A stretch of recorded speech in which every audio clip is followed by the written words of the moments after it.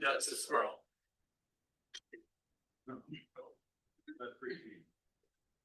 Hello, Charles. Okay, how you doing? Hello all. Hello, Natasha. Hey, Joe. How are you? You do roll call, please, Pat. Hey, Joe. Certainly. Commissioner Leap, Commissioner Long, Here. Commissioner Ganane, Here. Commissioner Kepler, Here. Commissioner McCreary, Here. all present.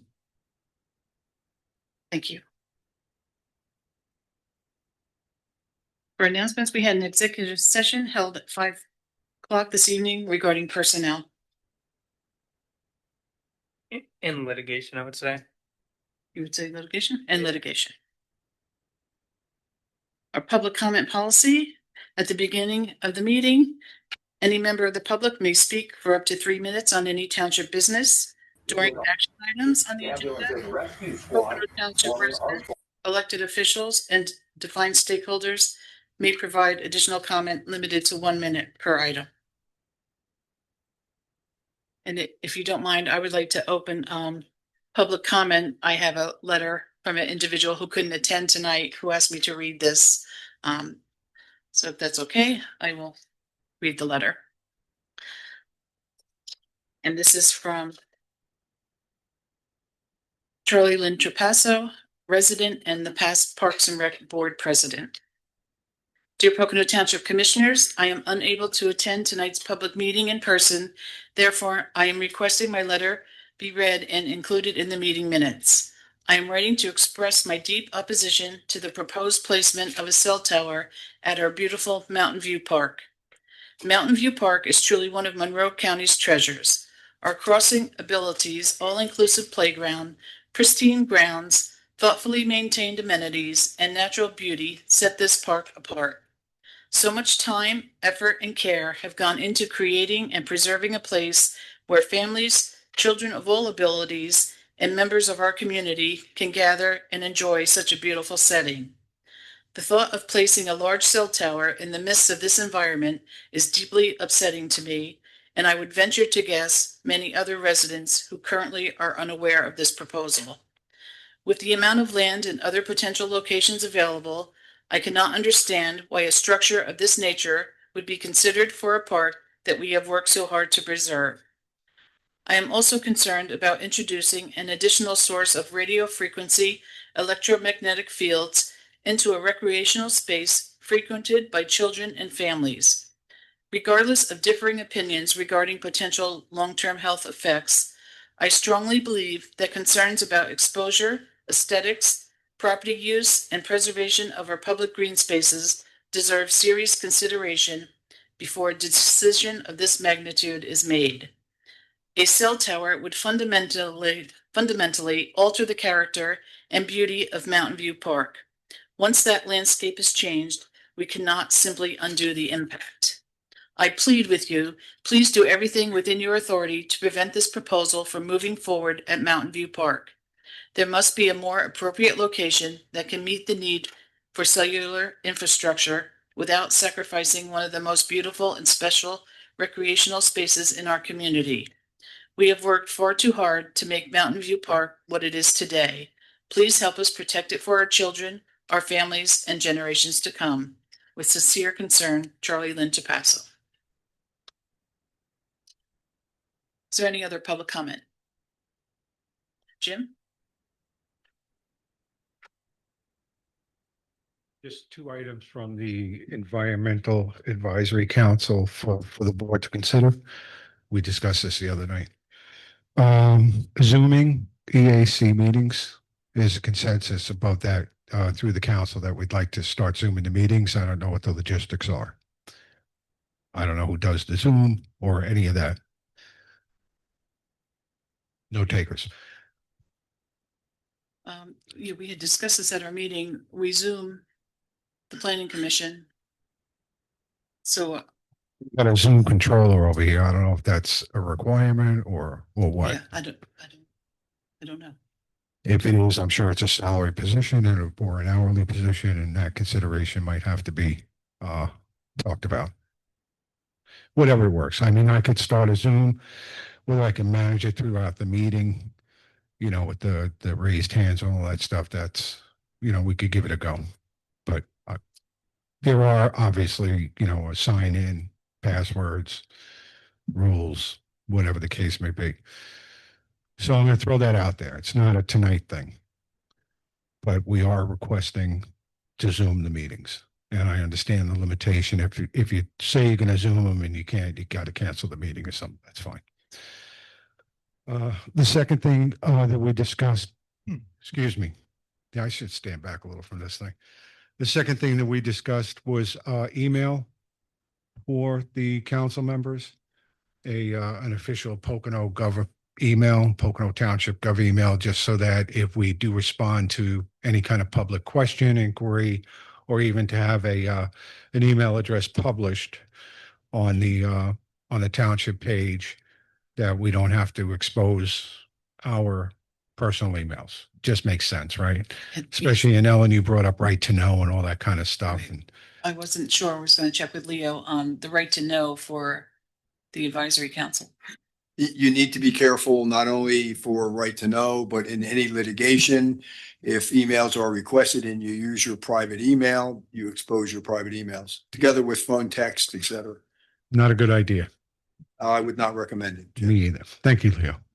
Can we figure out what the cost would be if it's possible to, add 7 to our Outlook account? Well, it wouldn't be 7 because I already have one. Does our planning commission have emails? I don't think that they Yes, do. they do. Do they? The commissioners have email addresses, but the other boards don't seem to. Planning Commission does not. No. Yeah, no, I know. They should, right, Leo? They're subject. Yeah.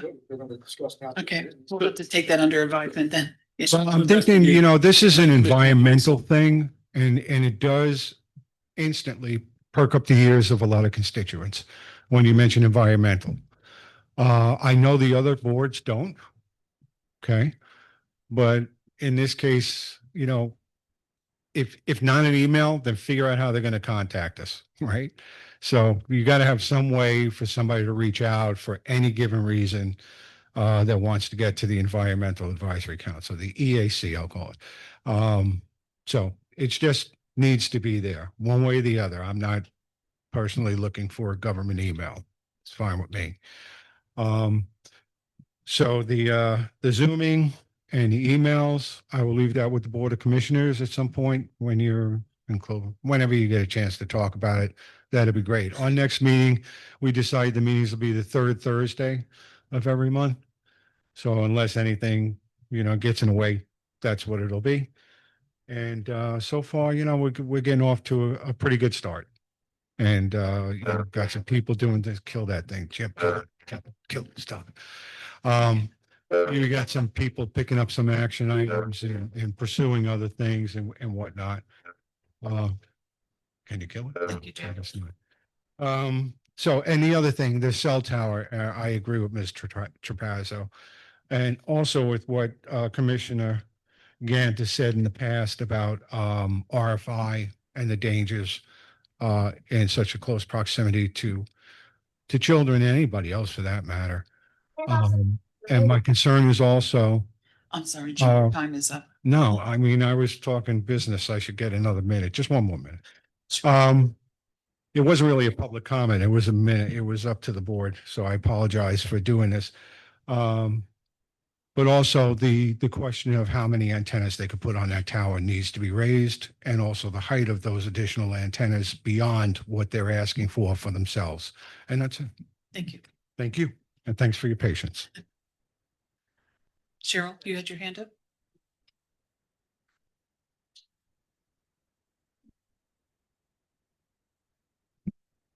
Hi, everybody. We're still doing the water lines and I guess the stormwater. I don't know if they're doing that at the same time. Patrick was nice enough to get back to me and tell me that they, I guess you said they were going to start blasting again on the main site. So I don't know if we can have some kind of a schedule with that. Because I do want to get back in touch with the DEP because they were supposed to send someone out to inspect my house. That hasn't happened yet, but it's probably no point if they're going to keep blasting. I guess what I really wanted to say tonight is, oh, and I do not think we should have cell phone towers in the park at all. And on that venue, not this board, but the previous board and the board before that seemed to have no qualms about putting communities in danger, like even with the warehouse. And I'm going to really ask the board to please be careful with the variances on the zoning ordinances, because that's why we have the warehouse going in.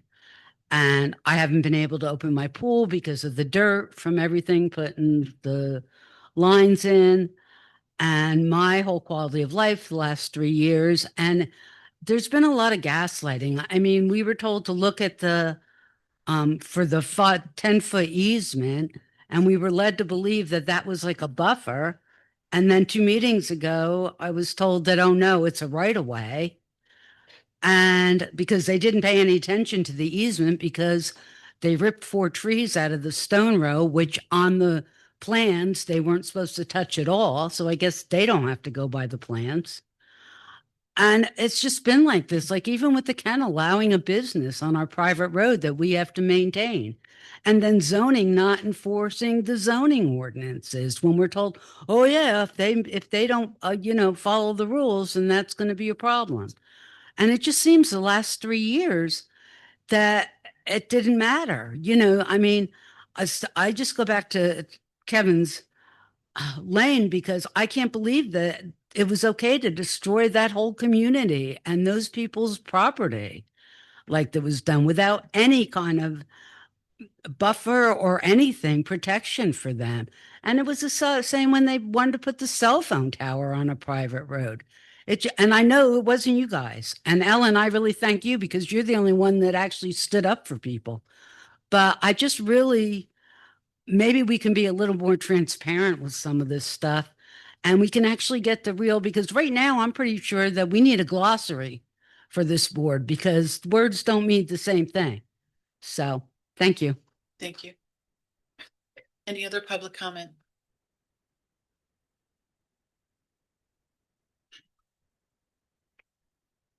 Randy Pachaka. I'm just curious why we need a cell tower in the park. Why don't we just put it up on top of the mountain like the rest of them? We have a tower right there behind the old motel. So I don't know why we need another cell tower, but that's my thought. Thank you. In the back? You don't know what I'm telling you. Oh, yeah. Did you have a question in the back? They do. Yeah, come on up. You just can't put them in. Okay. Compared to everything else, I guess the library is not really big on the I just need you agenda. to say your name. Oh, please. hi, I'm Donna McMahon, Pocono Township. But compared with everything else that's going on in the township and in the world, I'm sure the library is not real high priority, and I understand. But I did go to the trustees meeting, and this time Pocono Township Library was on the agenda. So that was a step. And the other thing that they said is that they intended on sending an email to the whole group of commissioners and to just open some dialogue and maybe get things rolling again. But I think $200,000 of taxpayers' money to get the bookmobile here for 2 hours a month is a little pricey. That's it. Any questions? If you go to another meeting, we Oh, still I haven't will. gotten that email. So yeah, Great. keep on them because I can't I get to will. them because they're on Tuesday mornings. But Okay, I I would really understand. appreciate it because I haven't been able to make contact with them directly other than Okay, through the no, director. absolutely. I'll be going to those meetings. Thank But you. they said they would be emailing the whole board because, it's not a good thing to do people individually. Yeah. All right, thank you, guys. Thank you. Any other public comment? Online? Gianna, go ahead. Hi, everybody. I hope you're having a good day. I was a little bit late to the meeting, but I do also want to comment on any cell towers coming into the community. I think that this piggybacks right off. Buddy, I hope good day.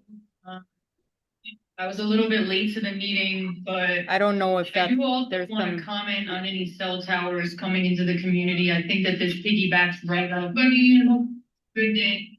I was a little bit late to the meeting, but I don't know if that there's some comment on any cell. Donna, we can't hear you. I think that this piggybacks. Yeah, the thing is all messed up, so it's all right. Somebody else backbeat through. Yeah. Hang on, Gianna, we have technical difficulty here.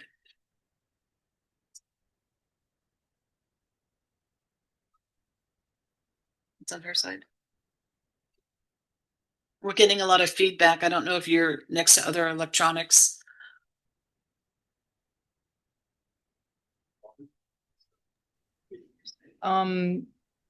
It's feedbacking on the other end. I don't. It sounds better now, though. Luciana, give me a minute.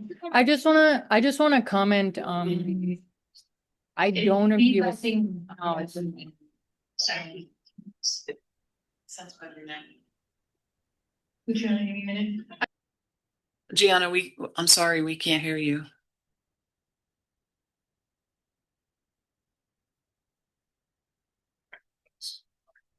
Okay, we'll get back to you, Gianna. She'll have Is a there minute later. someone else on the line? Oh, I thought there was two. No. All right, look, is Gianna still on there? She's on there, but she did it. Oh. Did you want to try it again, Gianna? I just don't agree with cell towers anywhere near children. They're super toxic. We don't need any of this in our communities. This is the antithesis of what it means to live in the Poconos and live in natural environments. I just don't agree with cell towers anywhere near children. They're super toxic. We don't need any of this in our communities. This is the antithesis of what it means to live in the Poconos and live in natural environments. I just don't agree with cell towers anywhere. Thank you.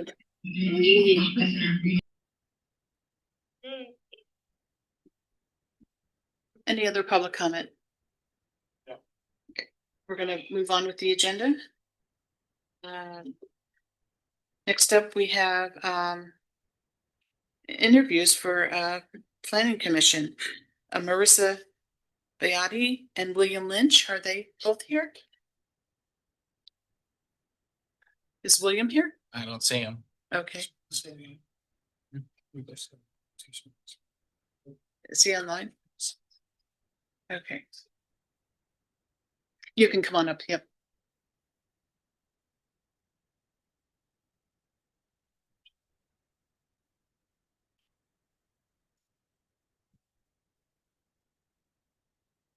If you just want to tell us why you're interested in the position, give us a little bit about yourself and. Sure. So I am not originally Could you from pull the microphone down just a little bit? Sorry. Is that better? Yeah. So my name is Marissa Buwadi.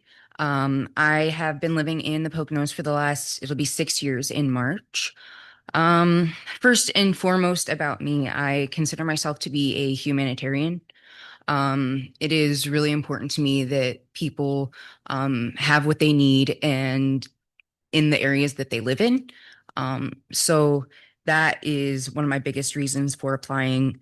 I am very passionate about helping people. I work at Safe Monroe.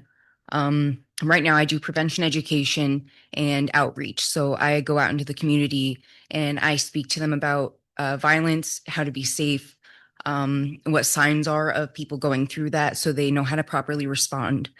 And it's just built in me to be a human person, to take care of people, to help figure out what their rights are, what their needs are, and help make that happen. Thank you. Does anybody have any questions? Yeah. What's your interest in the Planning Commission specifically? Specifically, I'll be honest with you. Before I heard about the position, I didn't know what it was. I guess I just want to be involved as much as I can be in my community. And I live in Pocono Township, so things that happen here do have an effect on me and the people that I love. I don't mean to put you on the spot, Yeah, no but worries. are you familiar with like the land development process to some degree? So I'm not completely. So I'll be honest with you. I looked at the comprehensive plan and I skimmed it because it's 138 pages of toaster instructions. And I liked what I saw in there. I liked the idea of us building up our housing growth, our housing opportunities and our economic growth. I guess what I was mostly concerned about and why I really applied is just that we are taking care of the people that are here now, and not just trying to set people up who are coming here for the future. And so I may not be familiar with all the rules and the regulations, but my first and foremost thought is, what do people need? What do they want? And is it right for them? So I can make a better suggestion to the commissioners about. So I don't know all that other stuff. I'll be honest with you. But I know people. So Natasha, you have a question? That was basically my question, was any knowledge of construction or land development or zoning? so like I said, I did skim it. I have a question for y'all actually. So in the comprehensive plan, it talks about increasing the housing growth. And so it also mentioned, I believe, in there about how the median income for Pocono Township is about $67,000. And the median price of a house is like $350,000. So that puts a house completely out of range for someone with a median income. So my question is, the housing that will be going in, are we looking at low income housing because we need it? That was another thing that I just had. That's all. I mean, to answer your question, the builders are like, they don't necessarily make any money on low income housing, and we have no, but regardless, we have no plans for.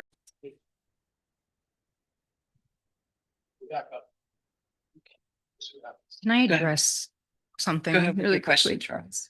Oh, did you want Just to the address- question that he had asked me. Yeah, go ahead. So I'm sorry. So I don't know all of the zoning and ordinances and stuff like that, but I'll be honest with you. I haven't known much going throughout my life. I was raised in a house with domestic violence. I was homeschooled before it was cool. So I had books and paper, not a computer. And then I went out into the world with having no knowledge of how people work. And I figured it out. So I may not know what I need to know for that yet, but I could. And I think that I've overcome a lot of things and that would not be the issue. So your question. Yeah, you mentioned that you work in the nonprofit space with Safe Monroe. Do you know anyone from Habitat for Humanity? Have you had any conversations with them through your work? Have you networked at all with folks there? So I see the one lady from Habitat for Humanity at tabling events all the time. I don't know names. Yeah. I'm really sorry. I'm terrible with names. But I see her there at every single event. And we do like refer each other for like volunteers and stuff like that. So sometimes they have volunteers who might come to us, and vice versa.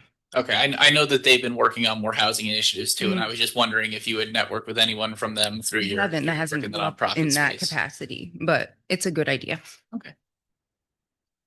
Anybody else have any questions?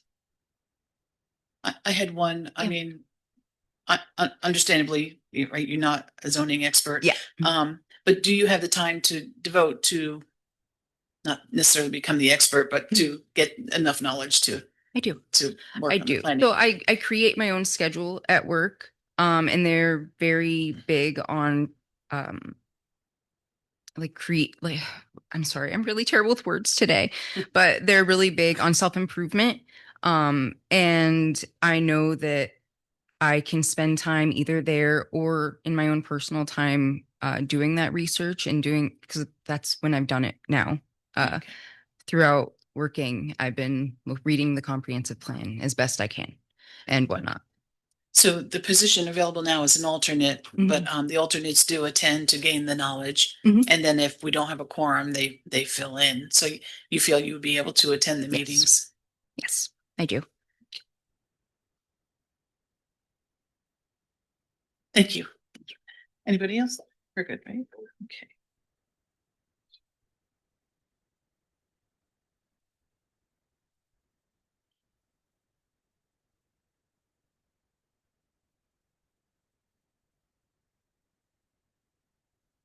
So we had one applicant. Mr. Lynch is not here or online, so I'll make a motion that we appoint Marissa Buati as Planning Commission alternate. I'll second that. Discussion? Mar- Okay. I was just gonna say, Marissa, I appreciate you applying and taking some time to read the comprehensive plan and everything. But I would really encourage you, I'll be voting no, but I encourage you to attend planning commission meetings in the future, potentially. There's also PSATs training that you could take that would prepare you. And I'd be open to considering your nomination in the future, but I can't tonight. Thanks. And I love Safe Monroe. Thanks for working. Any public comment? Anybody online? All those in favor? Aye. Those opposed? Nay. I didn't hear Dan. I think a willingness to serve is going to be my main driver tonight, and it is one of our most important committees that we have, the Planning Commission, and you don't have a ton of experience. It is an alternate position, and I do encourage you to attend meetings before you are attending as a voting member, and I will support your nomination. So am I. So then that was 3-2, then motion carried.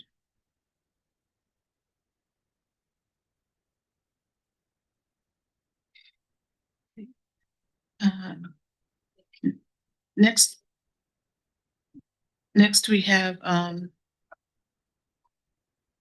Park Board seat opening, Jacqueline Nasinovich.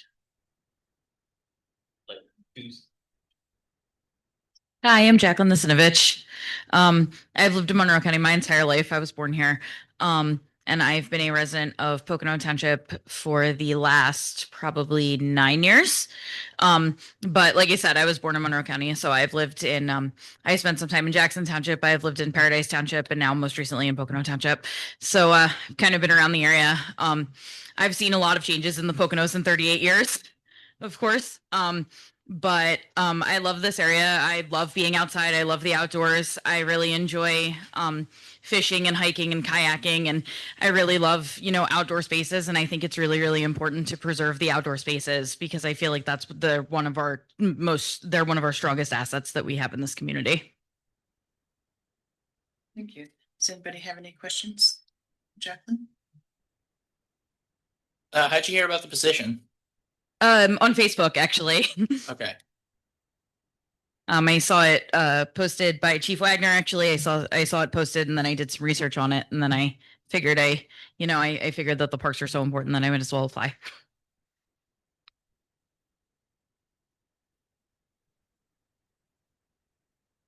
And on the park board, are we just looking for one more person? Is that? Well, you're just in need of one more. Okay.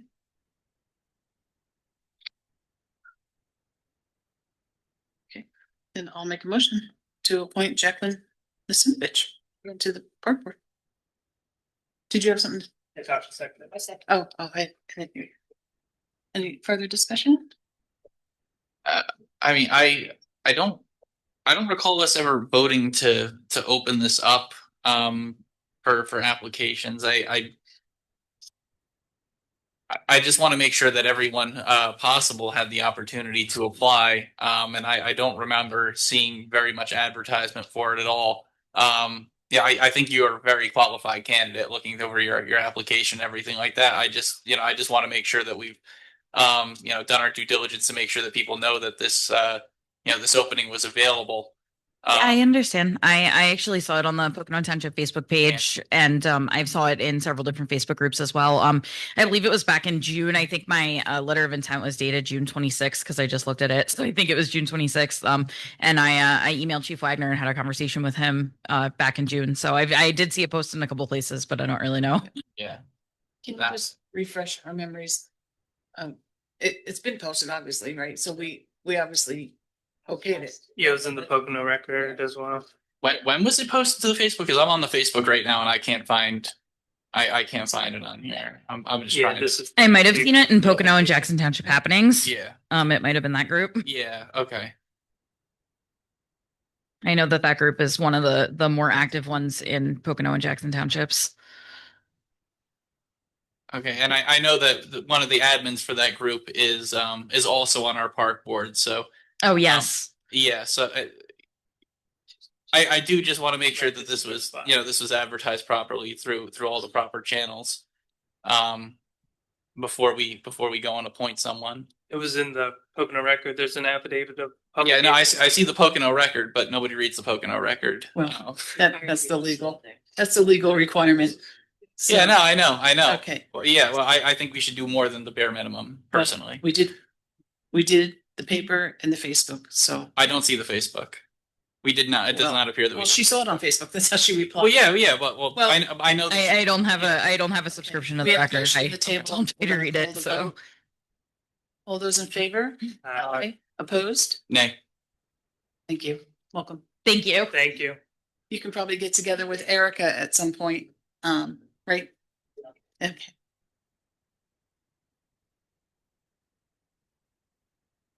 Jacqueline, at your convenience, if you want to contact Erica, we'll get you set up, and welcome aboard. Thank you. Okay, next, do we have a presentation from Ryan Engler? Do you know anything about that, Leo? No, I don't. I know about it, Ellen. John? Said he was going to be here. I know he asked Chris Ann to be put on the agenda. He is the engineer for two individuals who bought a lot up on Terra Drive, I believe it is, off of Fish Hill Road. We've been going through their grading permit application. We've gone back and forth several times.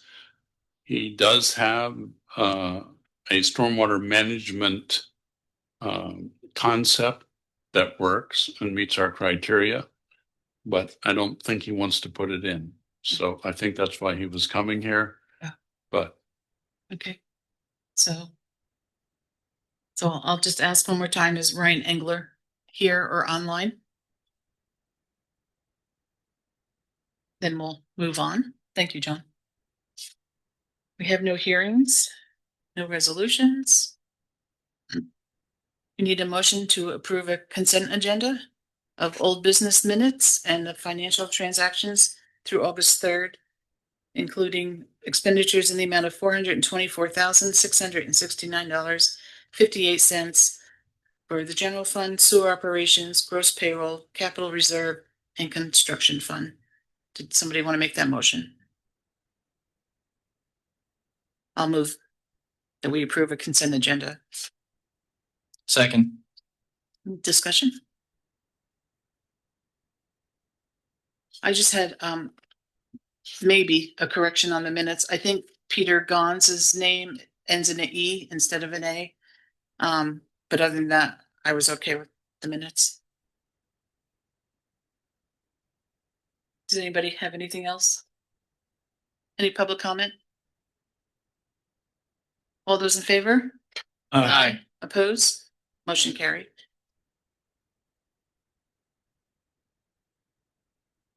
So next, our first item, and maybe discussion should be had before we get into the motion. If Pat wants to explain how he was, you want to just tell us a little bit about how you were approached? And sure, yeah, the township received correspondence from a company that handles these cell tower leases, and I didn't think it was my position to take any action on this without bringing it to the Board of Commissioners, so I put it on the agenda so that commissioners could debate it. Okay. Would anybody like to make the motion? I personally don't believe. Can I introduce myself? I am the What's that?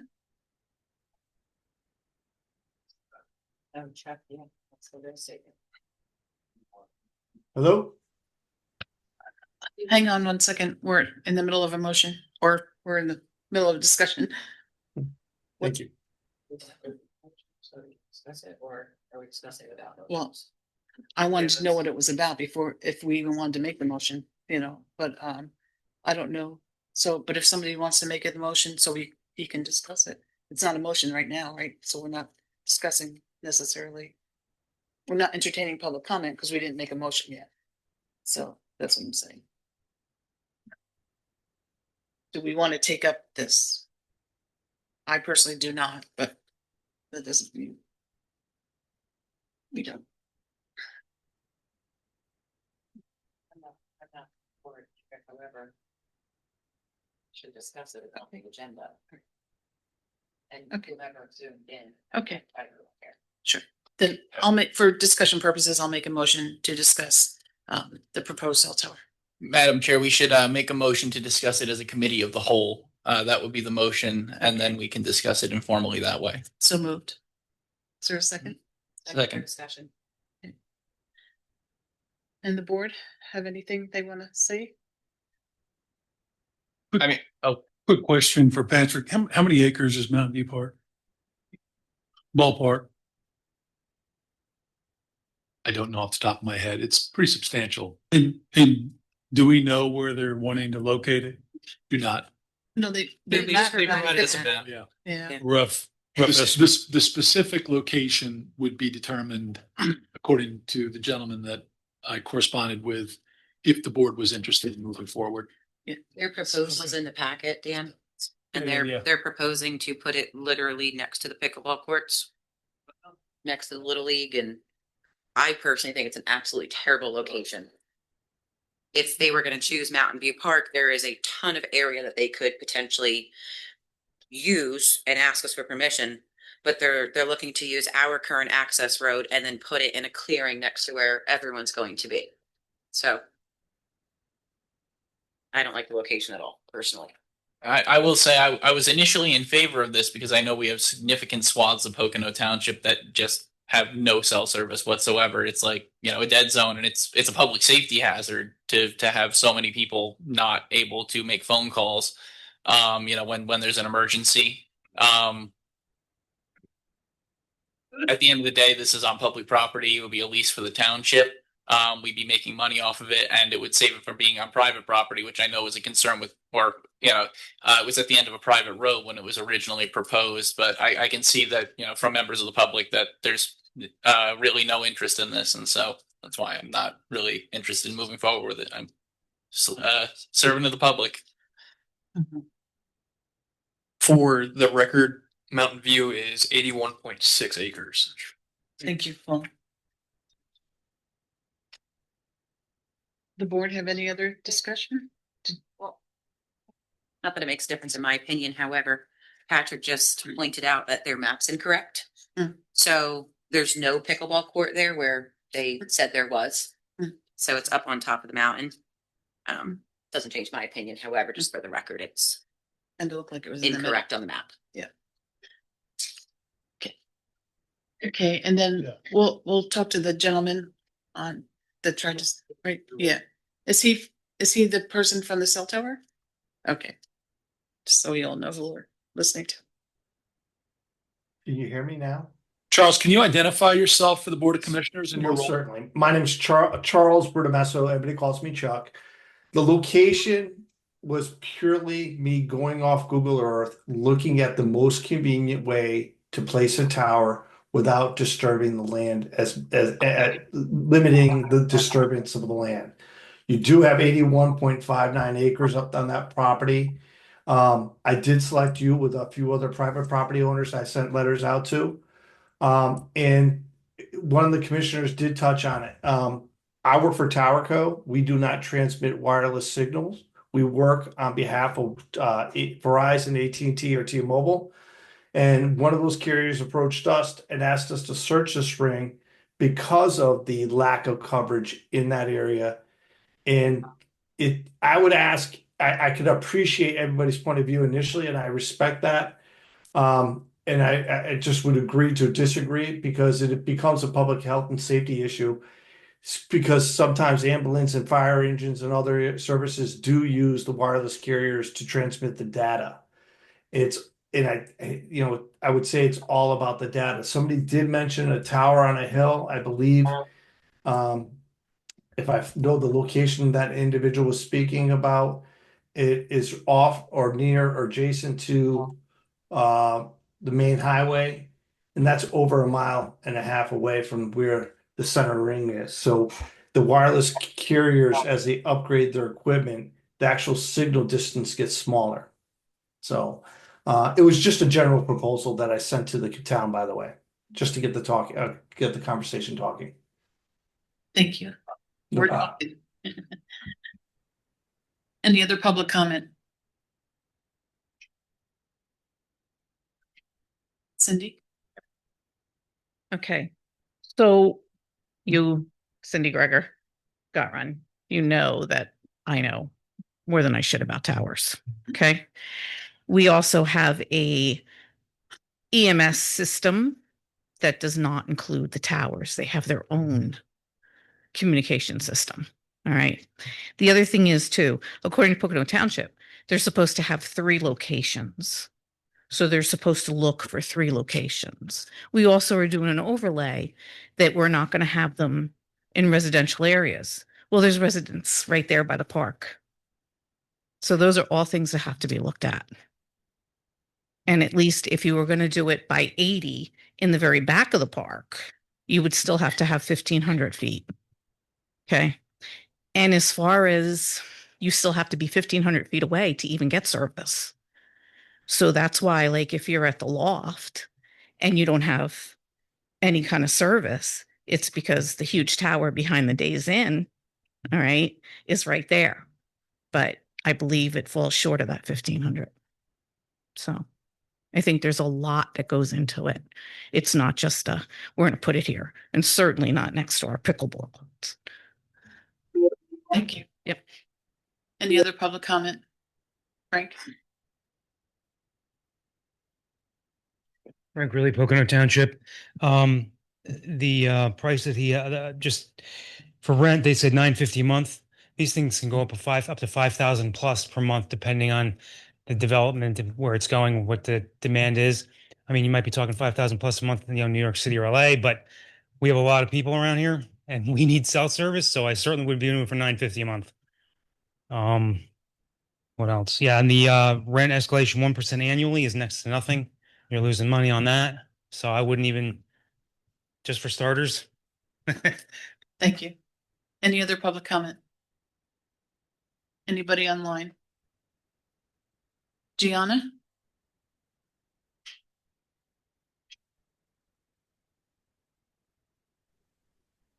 Hi, thank you, Charles, for speaking. I just want to bring up, I live up on that mountain. My kids play in Mountain View Park. I live up in Northridge, and we have cell towers up here. I just want to paint a picture for everybody as we enter into this dystopian reality that I know many of you have heard me speak of over the last couple of months. But he suggested that the cell tower that somebody suggested is 1 mile away. So that's not sufficient. So now we need another cell tower.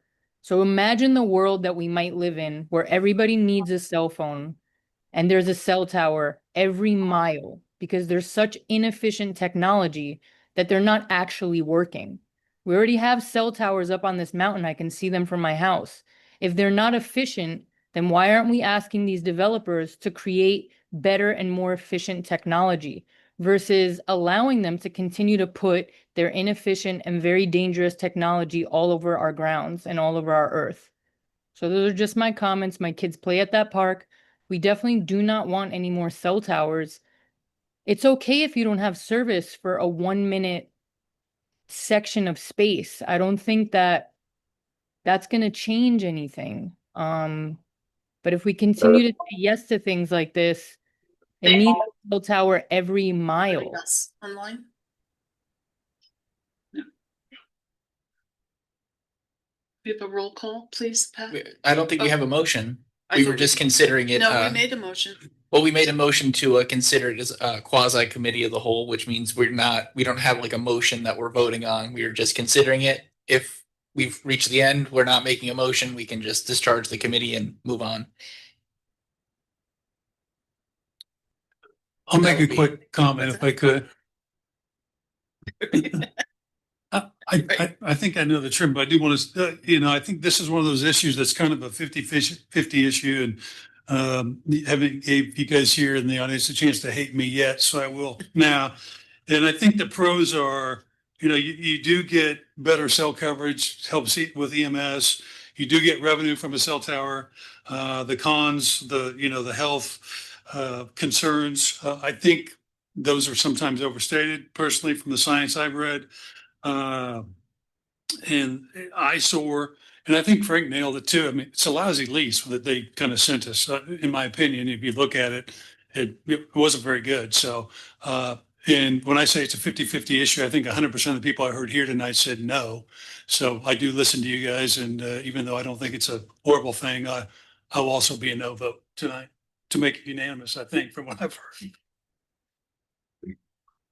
So I don't understand that. No. So we were considering it. We were considering it informally as a quasi committee of the whole. So that was the motion we entertained. Under normal parliamentary practice, we wouldn't vote on the motion because we didn't have a motion before us. The vote, we were just considering it. And if we're not going to do anything with it, we haven't proposed any amendments. We haven't proposed an actual motion. So we don't have anything to vote on. I'm going to make a motion that we do not Second. put a cell tower in Mountain View Park. Second. Here's the motion. Any discussion on that? Is that proper? I wouldn't. Okay. I don't know why I think we should just, if nobody wants to bring this up, I think we should just not bring it up. I mean, if you're going to make some blanket motion not to do something, wouldn't that bind us for that? Unless you make it very specific that we're not going to accept this, lease proposal, I would just let it fail. I think mine was specific, no cell tower in Mountain View Park. That's my motion. I think that's what Natasha's wanted to second. That's what we're voting on. Until the next board puts it somebody up else can again. reverse it. If a proposal were to come in that was a better location that better suited the board and the residents, you could very easily put a motion on the table to then allow that one.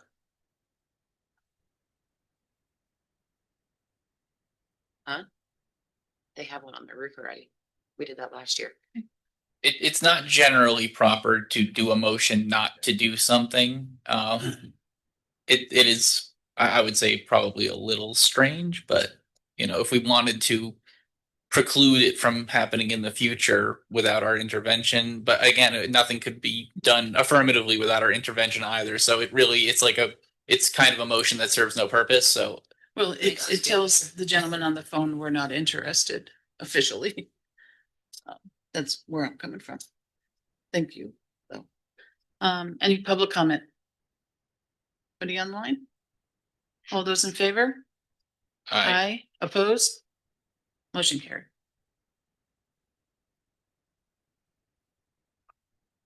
Next, I'll make a motion to approve a new position of IT manager or digital service administrator. second. Any discussion? Any public comment? What's that? I want to meet the guy that fits that criteria. It was like 6 feet.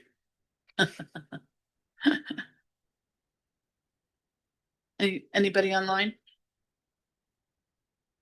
No. All those in favor? Aye. Opposed? Motion carried.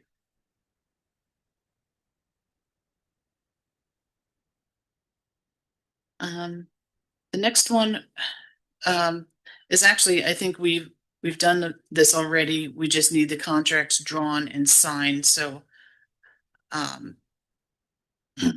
will, that will just be an administrative action, correct, Leo? That I think Pat has a contract that we need to sign and Jim's we have to draw up and. Correct. I mean, yes, the answer is yes. The motion was made to employ them at a specific rate and to have certain benefits. This is the IT, excuse me for interrupting. This is the IT manager position. No, No, we went past that one, Patrick. Sorry. I saw, well, there's two line. No, I am correct. I believe Oh, I there's two. skipped it. I skipped it.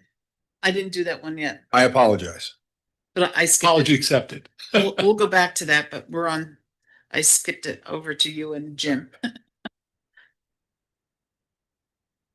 So you're back on. Yeah, we're just gonna finish this out because Okay. it started. Yeah, no, there were drafts that were submitted, but as has happened in the past, for some reason, the agreement's fallen to an abyss in Pocono.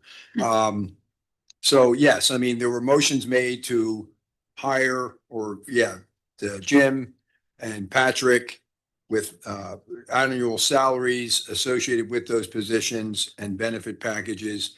So since that's already been made, we can just memorialize that. Okay, so thank you. And the one I skipped,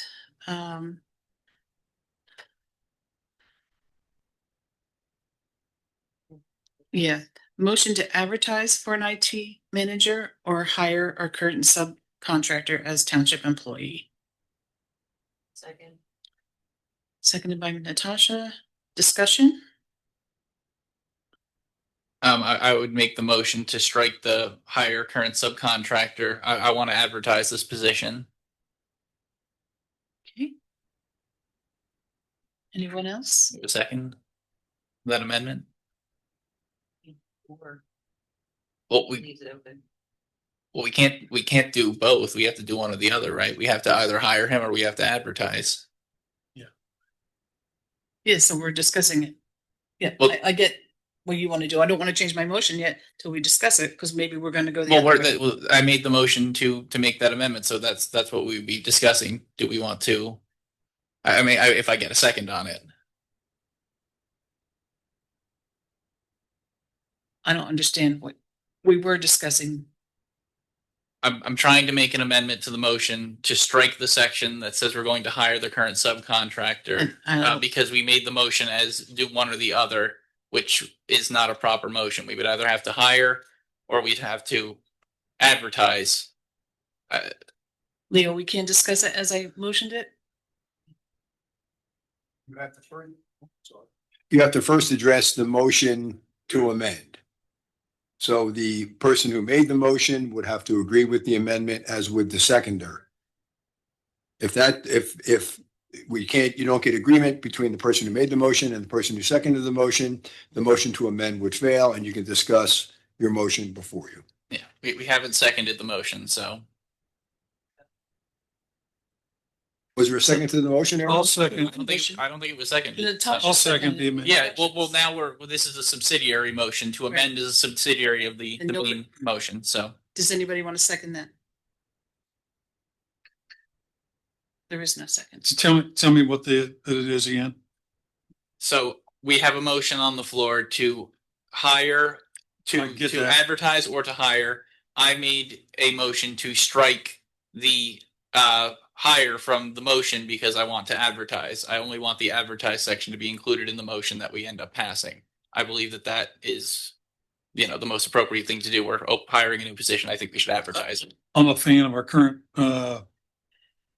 IT manager, but I do believe it's the right thing to advertise. So I will second Okay. that, Charles. So do we have debate on the subsidiary motion to make that change? Do we not want to advertise? How does the rest of the board feel? I'm personally open to either. However, I have no problem hiring a current subcontractor. They've been with the township for many years and we're hiring from within. It's me personally. Matt, I concur with Commissioner Leap. same here. Either way, I think our current guy is gonna be hard to beat, but I understand putting it out there for transparency. Well,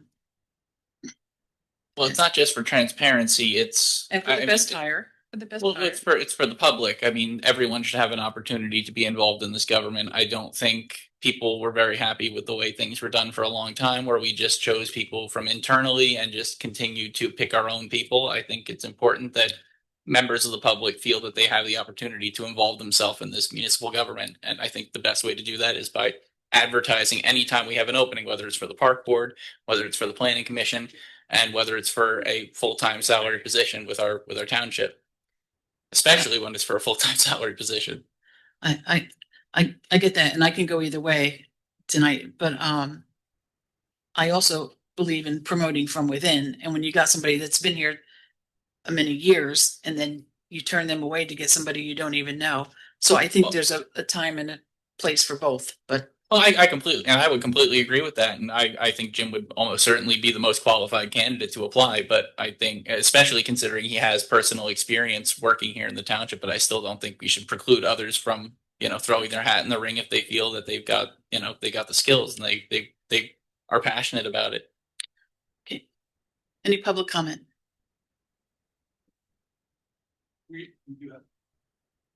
Okay. Who is it? Do we know? Yes, it's Rich Wolobinski. Go ahead, Rich. So I've been in the township, I'm sitting in your seat, Ellen, for 10 years, just about. And we never needed a full-time IT guy or person. Chuck answered part of my question, but it's a full-time position. What do you plan on doing with this person 5 days a week, every day? This was a recommendation made by our former manager due to rising IT needs within the township, which I think the board is in agreement is needed. And that's how this came about. So I think the amount we're spending right now is going to exceed the cost of a full-time salary position. So this is going to save the township money, have someone here full-time. And like I said, was recommended by our former manager, which I agree with. The former manager that did all this work under his salary that you Yeah, guys. the former manager actually had requested that we hire someone full-time for IT. And I agreed with him. I still do. You guys are spending money like it's water, and This is going to save and money. Ellen don't even pay taxes. This is going to save money for the township, just to be clear. Yeah, I get it. Thank you. Anybody else? Jim, did you have something?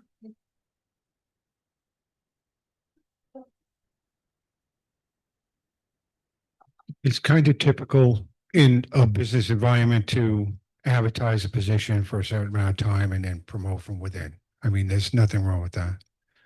So you put it out there if anybody is interested, but you got somebody doing the job. Obviously, you'll make the best decision. But Charles, you're right. You just throw it out there for a little while. You don't have to keep it out there for months. So, and that's typical. Thank you. Thank you.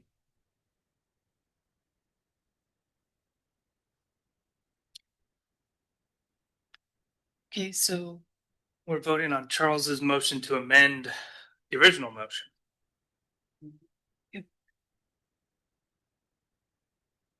And do roll call. That's fine. Yeah. I don't understand what we're voting. Charles' motion to amend the motion to Only advertise. right. And then the initial motion was advertise or hire a current subcontractor, so it leaves it open to both. Correct. Gotcha.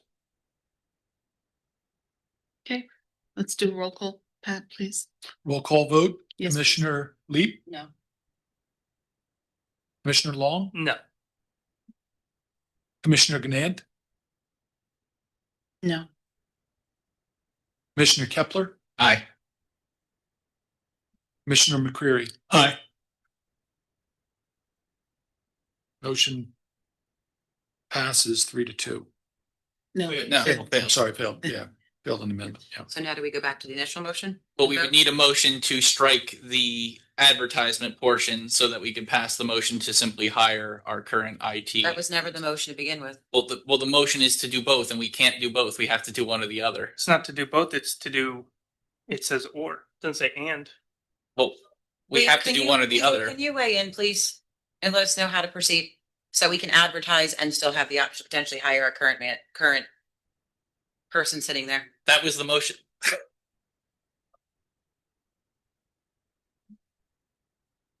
The current motion is to advertise or hire hire the internal current IT person.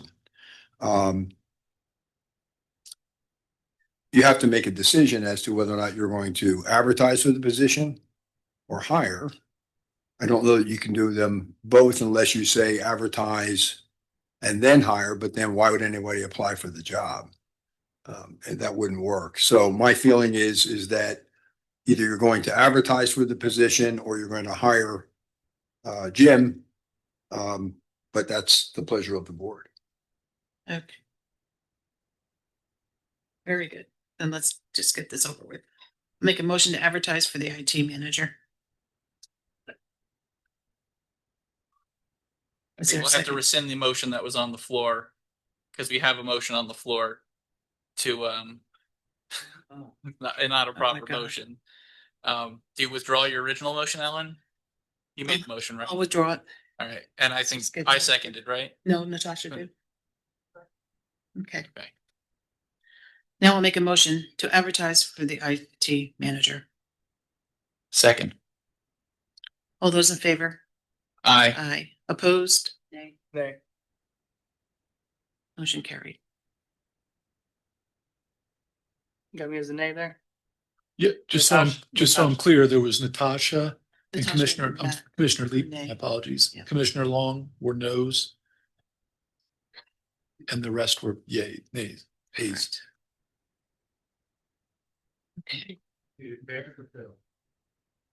passed. We're gonna have. Asked 3-2 to advertise, correct. Okay. I'd like to make a motion that we schedule a workshop to review and update our policies and procedures that govern commissioners, managers, and all non-union personnel, such as the commissioner's bylaws, manager's ordinance, personnel policy, and any other policies that may be affected. I think they need updating. Second. Natasha seconded. Any discussion? Further discussion? What date would we like to pick?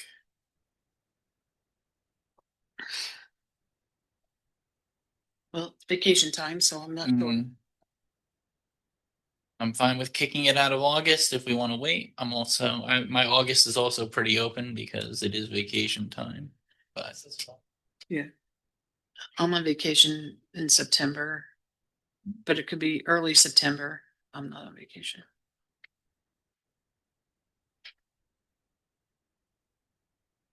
I'm available September 1st through the 10th. Any of those days. I like September 1st. That's a Tuesday? I can't do it.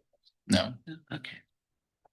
Following week, 8th, 9th, 10th, we have the BOC meeting on 7th. Okay.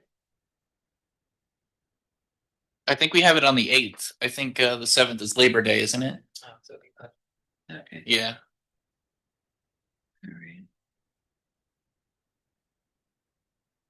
We could do the 10th. I'm fine with the 10th. Does that work for you, Natasha? Do you want the solicitor present? Because I'm out already prepaid 10 and 11 of September. Okay. How about the 9th for everybody? I can't. The 9th? Oh. I can't do the 9th, sorry. All right, then I could do the 15th or 17th. I'm gone till the 20th. So how about the week of the 21st? Anybody available? In September? Yep. I'm free Tuesday and Thursday. Tuesday's good, 22nd. 22nd? Natasha can't do it. I can do Wednesday or Thursday.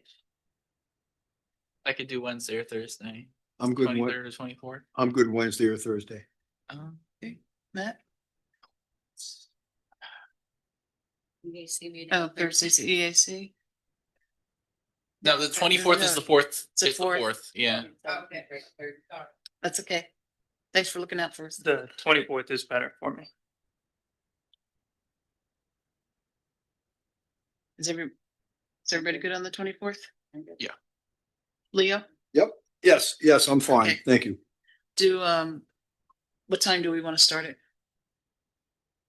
Prefer to start it earlier if we can, if everybody's in agreement. Like So 5? 5 o'clock instead of 6, but that's. Yeah, I Yeah. agree. I could do 5. Is that okay? Is that okay with you, Dan?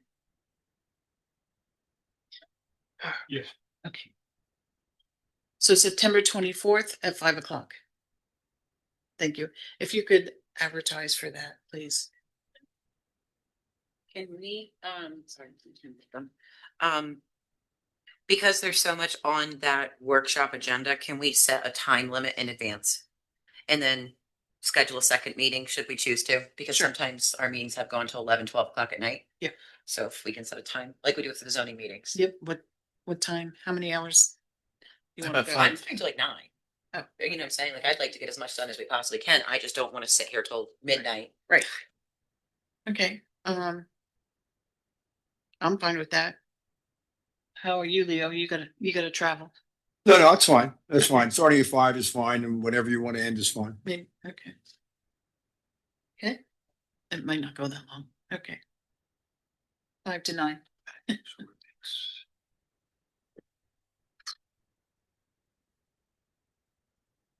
We vote on that? No. We didn't vote on that yet. So. All those in favor? Aye. Opposed? Motion carried. Next, we need a motion to approve the COPS grant application, letter of support, and resolution. I'll make that motion. Second. So Any discussion? So this is to hire additional police officers, is my understanding. Yeah, this is a grant we go for every year, and every year we hire somebody, whether somebody leaves and you have to refill that position, or if you get new. So I believe it's either or. You can, okay, okay. Yeah, this is this is a grant for police officers, and as Ellen said, we're going to need to hire new. We have retirees coming in turnover. So Jim's been working on this, and I think it's a great benefit to Pocono Township and its taxpayers. So this is just to cover hiring costs. Hiring, and I believe it also covers some of the. Didn't it, Patrick, didn't it cover, because I think we went down this avenue like 2 years ago, Ellen, correct We do me. them every year. Because Yeah. we were talking about, I believe this grant also helped through the classes and the training that needed to be taken. It does. It's more than just, it's just more than the cost Yeah. of hiring. It's like all onboarding, training and things like that. And I apologize, Chief Wagner was going to speak on this, but he's not able to be here this evening for good reason, so. The resolution 2026-26, the second to last whereas, it kind of outlines what the grant would give.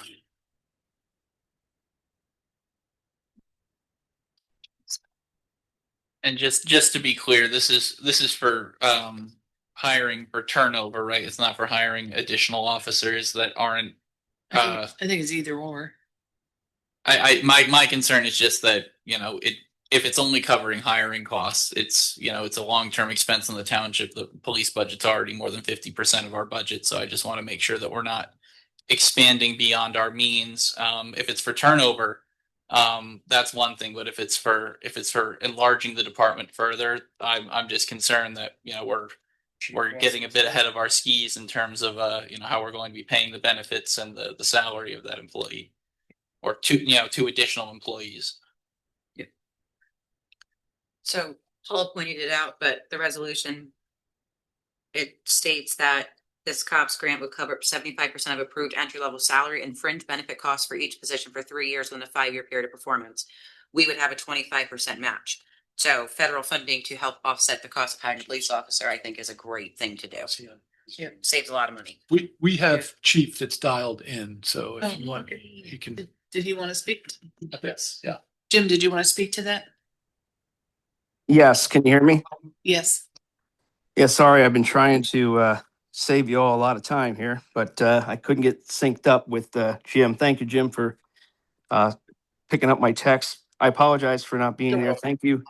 Thank you for excusing my absence. I'm suffering from a soreness that I'm icing right now. So this is very similar to what we did the last 3 hires. So this is a government grant, DOJ, the Department of Justice. We have applied for this grant. We're just looking for the board's support. We've got numerous letters of support that we need to win this award. This is a grant that's going to get us 3 new hires in the next 5 years for $125,000 each hire. Within the next year, we're going to be losing a corporal. I'll be retiring in 2 years.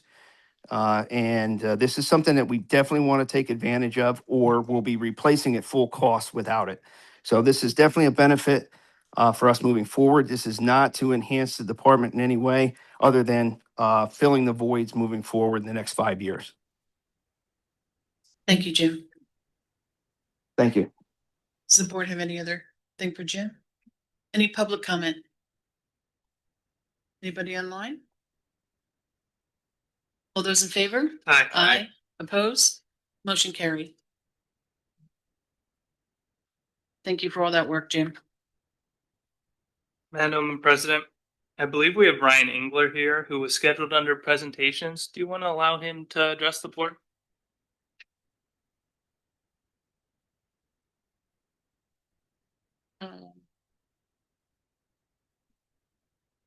I'd like to hear from him personally. How does the board feel? I mean, he's here. Give him a couple minutes. I don't mind. Thank you.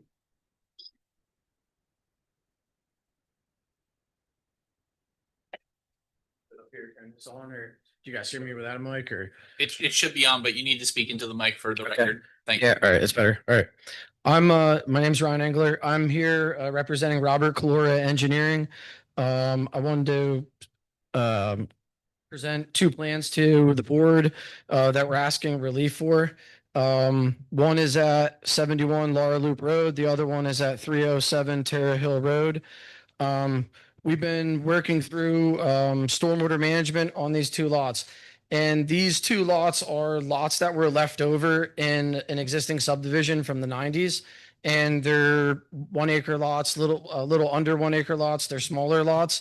So as we've been trying to work with TNM and come up with a stormwater plan, it's become to the point where on these lots, there's going to be 3,000 square foot detention basins or 2,000 square foot underground facilities. And we're trying to deal with crossing electric lines and problems. So both of these properties demonstrate that we tried to design them to keep them under 5,000 square feet of new impervious, because the ordinance has a section in it that gave relief to lots that you could keep new impervious under 5,000 square feet. Speaking with John, the problem is trying to control rate control with it at the same time. But this provision was put in the ordinance, I feel, for situations like this. The other houses in the subdivision, the stormwater was accounted for when the subdivision was done. There's large swales in front of the lots that were already put in when the subdivisions were created. And now this lot that's left over, that's here, that's trying to be built out, now has to do some type of stormwater control that no one else had to do in that subdivision to build their house.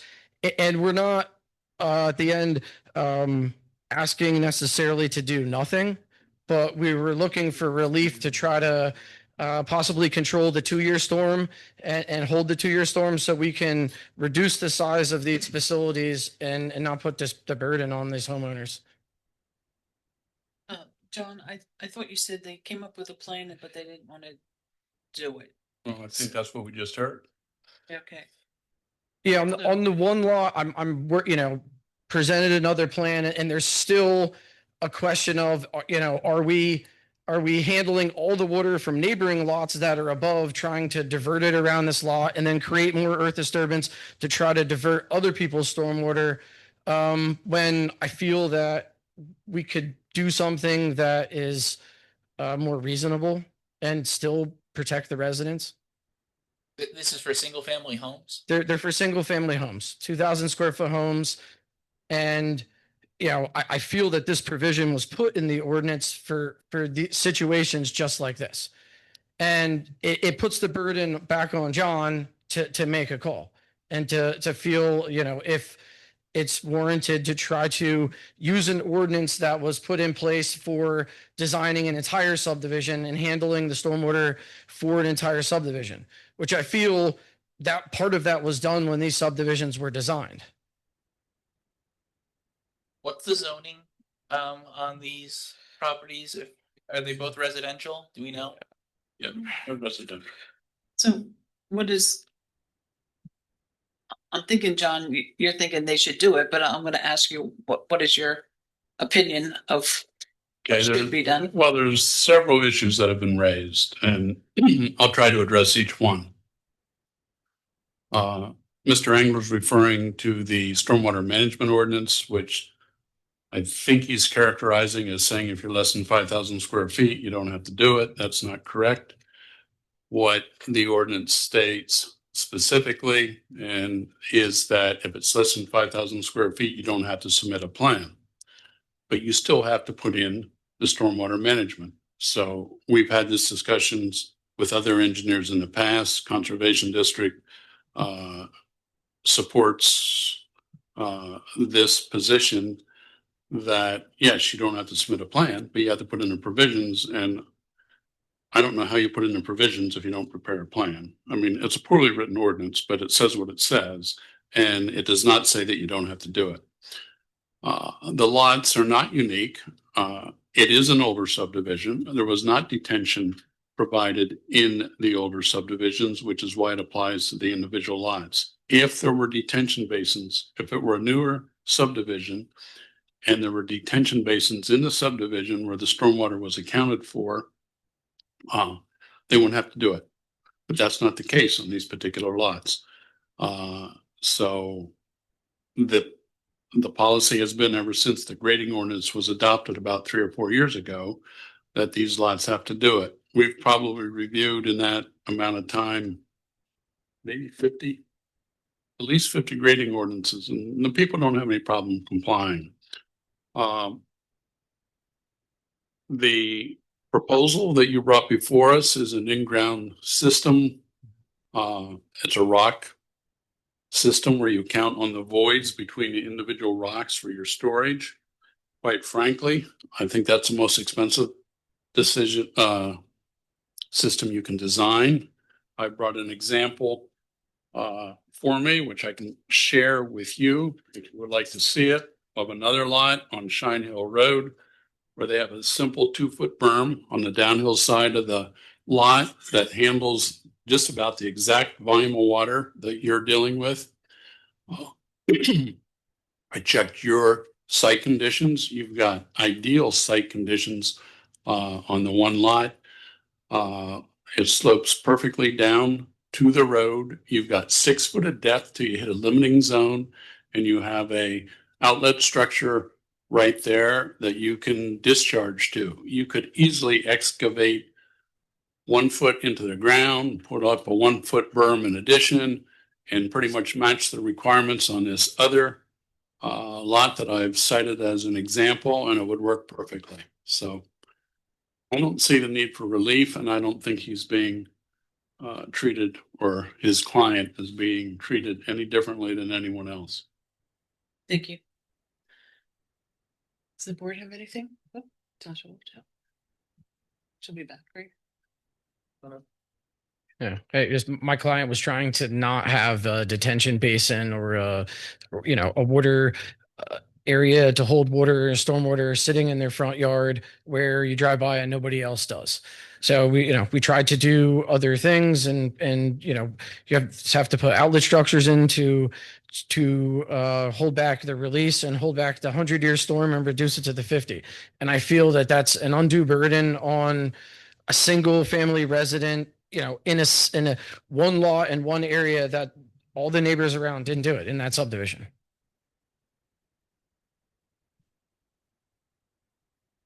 So is this a motion for us tonight, or is this just, Just a presentation. well, it says possible action item? Yeah. What? So this is it. We would give the relief if there was any relief, or do they have to go to zoning? No, you would give the relief. Okay. I believe you have the authority. It would be relief from the grading ordinance and the township stormwater management ordinance. Yeah. In an ordinance that says that you don't have to do a plan, but you have to do something. Not something, it's specific as to what you have to do. Yeah. But you don't have to have a plan to do it. No, you don't. And we've had several people who didn't do the plan and we told them that was quite okay. But when you're done, before you get your certificate of occupancy, you must provide an as-built of what you've done to demonstrate that it does in fact meet the requirements of the ordinance. That is a very big risk from my point of view. Yes, and that's why we're here tonight asking relief to try to reduce the size of the facility. Yeah. That's where I was coming to, is not necessarily reducing the 100 down to the 50 and the 50 down to the 10. Is can we handle the 2-year storm and do this over the area of impervious that we're going to propose on the lot, so that we could mitigate what has to be done.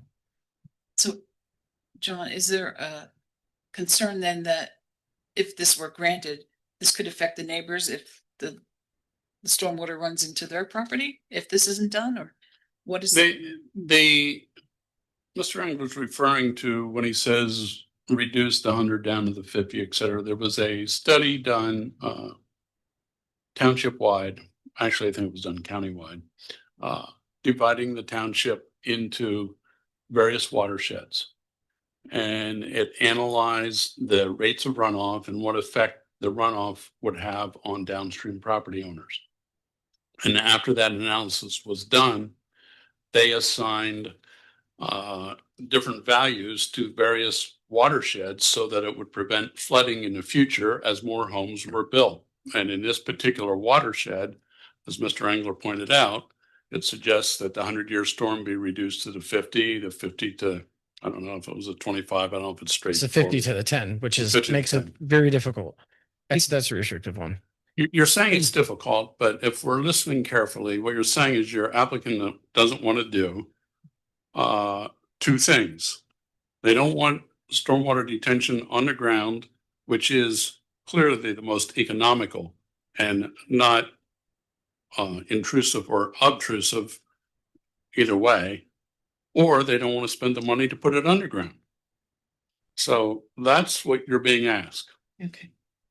I don't know how the rest of the board feels. I'm not inclined to grant that relief, but anybody have any other input? I'm not necessarily opposed or in favor of giving the waivers, but I do think we make it awfully difficult in this township to build a single family home. Very, very, very difficult. And all anybody ever says is how we need housing. And we make people jump through literal impossible hoops to try and build a single family house. But I think John is saying it's not impossible. It's not impossible, but it costs a lot of money, a lot of time, a lot of management. I'm just saying we make people jump through hoops. I get your point, but we've made people do this, and then you make somebody not do it, and other people that have done it are like, why then? I'm not personally saying we shouldn't do it or should do it right now. I'm just saying as a generalization, we are kind of ridiculous. Hopefully we're working through that with our plans. Well, did anybody want to make a motion?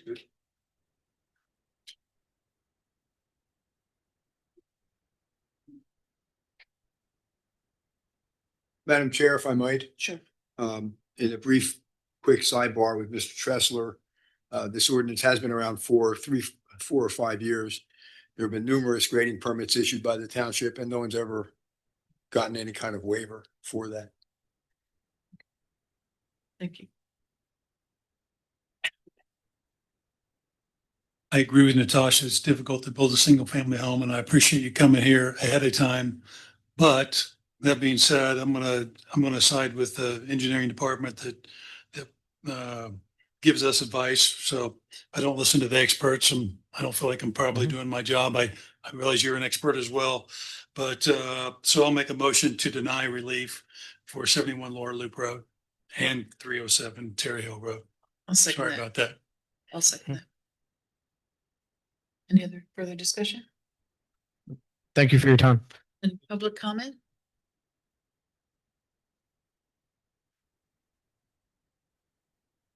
Frank Ridley, Pocono Township. I did my research on this as I went through the entire 43 pages of today's agenda.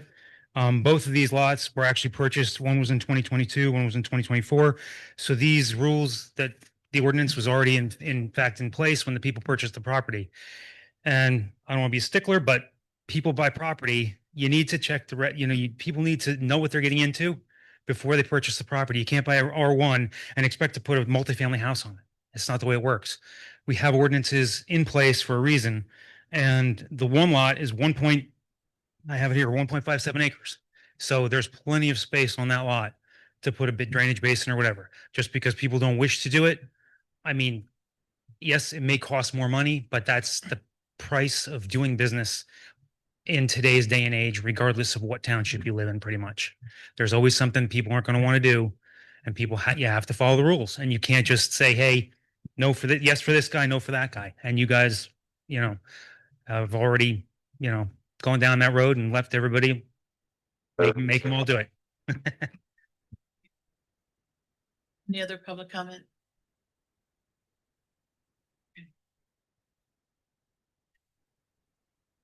Randy Pachaka. Isn't there a 2-acre minimum for lots? I believe they're grandfathered in the subdivision. Is that not? Really? Yeah. Even being purchased, just. They are non-conforming lots.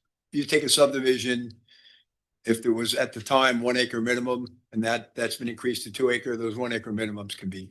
All right. Yeah. Thank you. Yep.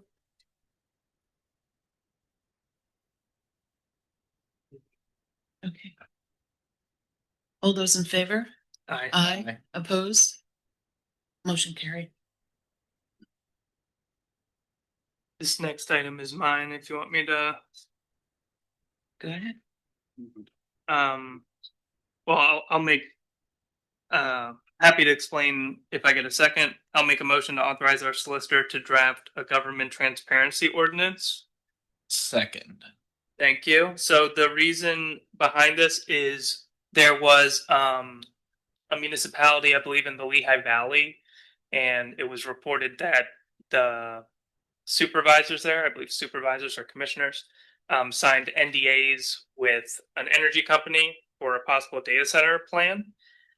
Now, I won't speak for Leo. Leo, you can correct me if I'm wrong. I think there are concerns about the legality of doing that in the first place, but my goal with this ordinance that I want Leo to draft would be to generally prohibit commissioners in Pocono Township and representatives on behalf of the township to enter into non-disclosure agreements or confidentiality agreements, specifically regarding land development plans, with data centers or whatever.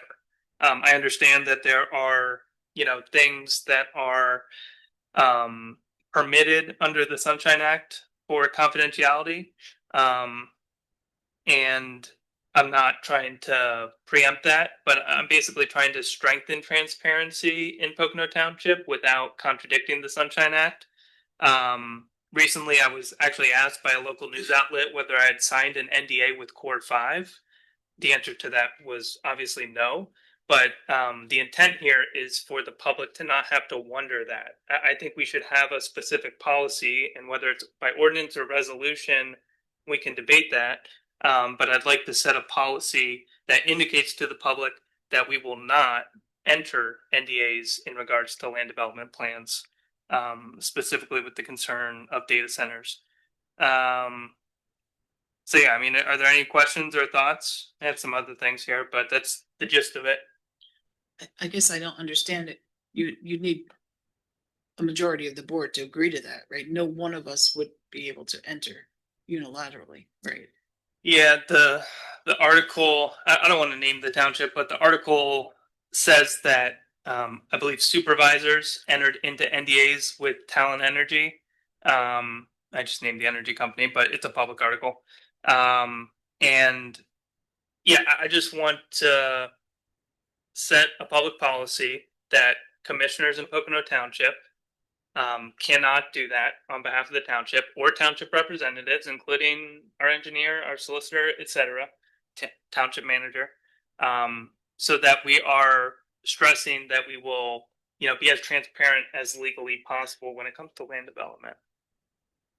How would you feel about incorporating that into our bylaws? Because I know we just scheduled a workshop to discuss our bylaws. Maybe that's something we would want to incorporate into that rather than doing it as a standalone ordinance. That wouldn't bind the issue of that would be that it wouldn't bind anyone other than the commissioners.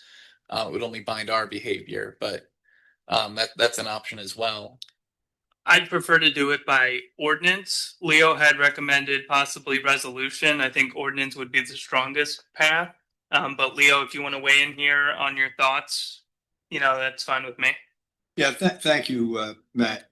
Yeah, I mean, we are governed by the Sunshine Act. Matt and I had a prior conversation about this, but we're governed by the Sunshine Act. The Sunshine Act does permit non-disclosure of proprietary information, financials that are not public, proprietary engineering, and things of that nature. I can tell you, and I told Matt this flat out, no way, no how would I have, and I would never give an opinion that would allow the township to sign a non-disclosure agreement. I think it is contrary to municipal government, and there's no way, at least on my watch, that I would ever even entertain that. I don't have a problem with a resolution. The only problem I have with the ordinance is what is the penalty for violating? My recommendation would be disclosure of the agreement. If somebody, did sign an NDA in conflict with the ordinance, they would have to disclose that they signed one and potentially face censure would be my suggestion. How do we feel about including non-disclosure agreements with former employees as well in that ordinance? I think personnel is specifically allowed in the Sunshine Act. I don't think we could say that we will not allow that when it's specifically in the Sunshine Act. Leo, correct me if I'm wrong. This specifically, I want to relate to land development, zoning, etc. And, I think the Sunshine Act establishes the minimum legal requirements for transparency in local government, but the goal here would be to strengthen that and set a new standard. So again, the public doesn't have to wonder if, commissioners are signing NDAs with energy companies about data center development plans. And the question about whether that's legal or not is a separate one. There was intense backlash to that board when that became public that had happened. But I still would like to, adopt an ordinance that specifically indicates that we will prohibit that. And again, the ramifications would be disclosure of a signed NDA. Obviously, you wouldn't have to, you would just have to indicate that you've signed an NDA. And then again, I think open yourself up to censure. So that would be the only enforceability measures that I think we could put in it. So that'd be my suggestion. So that's basically a slap on the wrist, right? I mean, there's nothing. My concern is for the engineer and maybe even for us, the NDA on our police wing, there may be stuff going on with the police that we can't disclose or don't want to disclose, how you get in and out of, the cells or whatever we're going to have over there. I mean, Is there ever a need for us that we actually need one? That this would preclude us from doing that? I think that could be written into the ordinance. You know, obviously there's going to be exceptions for personnel and other matters, you know, and I think Leo could craft something, hopefully. No, you know, Matt, and I appreciate the heads up on this issue because it's a very interesting issue. You know, in the township that was the subject of the newspaper article, there was never a public meeting that was held authorizing entering into an NDA. You know, I think one of the items would be just an announcement to the public that we're entering into a non-disclosure or that we have certain items in our police wing. Yeah, I think we can craft our way around that, Ellen, to satisfy your concerns. You know, it's going to take a little bit of time. I mean, I polled my my firm, you know, almost 20 years now, and no one's ever heard of this, but in light of the recent development in that township, I mean, it explained why the solicitor was retiring from that township. It explained why a supervisor resigned, and it explained why they lost their manager all in the term of about 3 weeks. So there's going to be some repercussions beyond, I think, just the retirements and the resignations. But yeah, I think we could craft something that I think gets the point across that we are transparent, we are open, and that, you know, we will not sign a non-disclosure and work in a little caveat. So my question is this, and I'm not opposed to the government transparency and I have no desire to sign an NDA with an energy company. However, where does our commissioner hat start and our personal employment end? Because for me personally, I sign NDAs and I'm not signing an NDA with a big, you know, energy company, but if I'm working with an investor who is looking to develop a small complex within Pocono Township, I'm going to sign an NDA on my personal job. So where does that start and end? Because obviously I'm required to disclose my conflict. I'm required to abstain from any votes that I have financial interest in. But where does that end with me on my personal level? So I actually drafted something I sent to Leo just to give him an idea of what I wanted. Obviously, I want him to draft something officially, but this would be, you know, if you're representing the township. So if you're acting on behalf of the township, public business. So I think whether you need to put in specific language to protect her concerns or not. And I think, Natasha, you've really answered the question when you said I would disclose it and I would abstain from any activity, discussion, voting on that issue because of my involvement. So the fact that you sign a private NDA, if that's a job that you want to take in the township, so long as it's disclosed, I don't think it'd be a violation. It would only be binding the township to non-disclosure. The Ethics Act also provides that cooling off period, the anti-lobbying period. That's a 1-year period of time from the time somebody leaves office before they can appear before the board in a lobbying or a advocating capacity.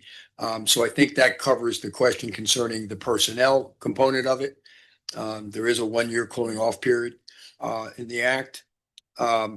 So yeah, I mean, I think I can craft what it is you're looking for, and not carving out, but not including, you know, as a commissioner, you know, so long as you disclose it, then you're not going to participate in any of it.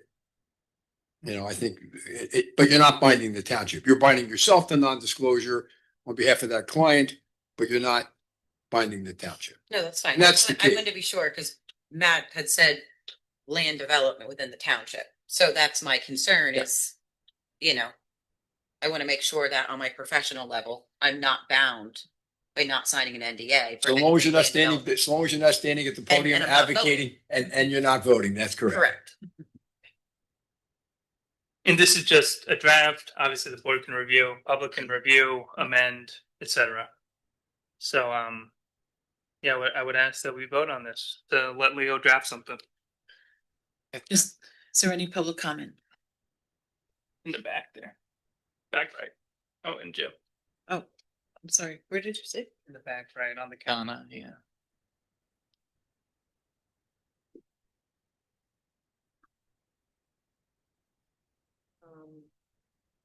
Donna McMahon, Pocono Township.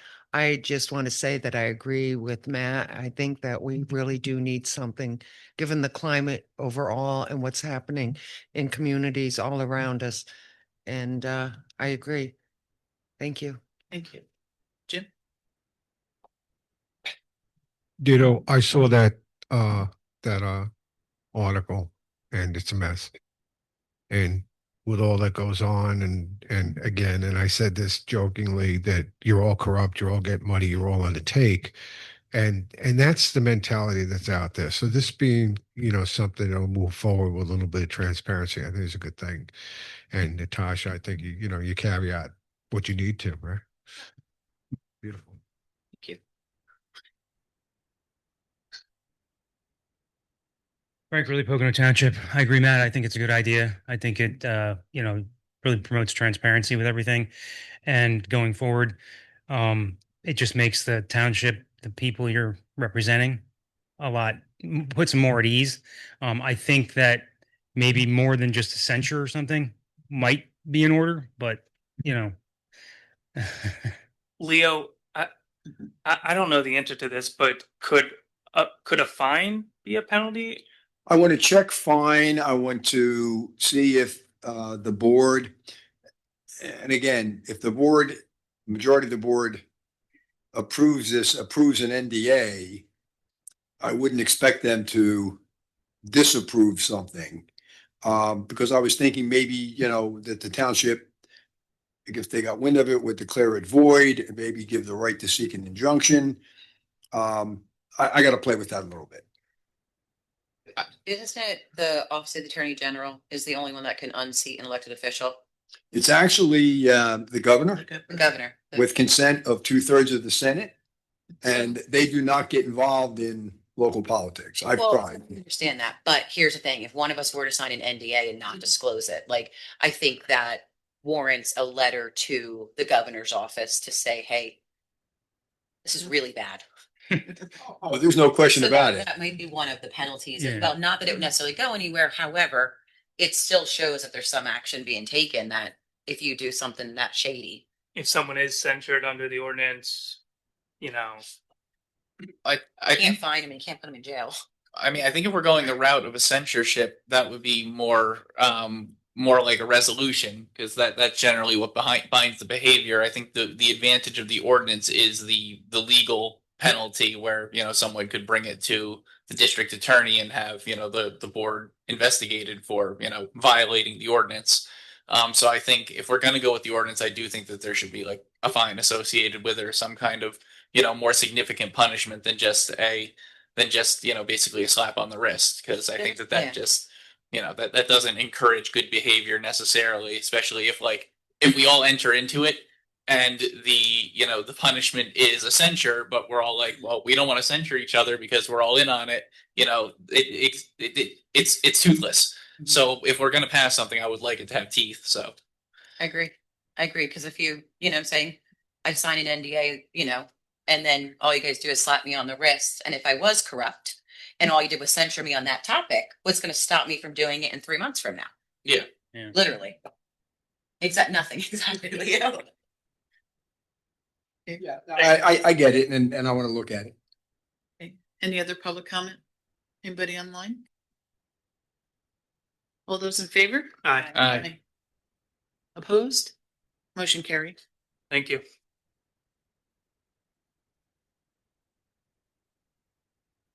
Okay, next, Paul, do you want to tell us what you found here? Okay. On these So next there two? was 2 reports given to the board last meeting. Yes, last BOC meeting. One for 3408 Route 715 and the other for 268 Laurel Lake. Those were the 2 structures that the board directed us to do an investigation report. Those reports you guys had. If there's any questions, we can kind of go over those. To kind of refresh the board's memory on the ordinance. Based on those reports, you'll make a determination if you believe the structure is dangerous. If it is dangerous, would you like it to be vacated, ordered to be repaired, or ordered to be demolished? You can do vacate and order to be repaired, vacate and order to demolish, or combination of. You can also put, there are time restrictions on here, and you can give leeway on those as well. So the first one here, is this the trailer on Route 715 Yes. that basically has a big hole in the roof or no roof at all? Yes, so that was the structure. We had some complaints. I sent a letter to them, discussed with the owner. They were going to start doing repairs or fixes to the violation.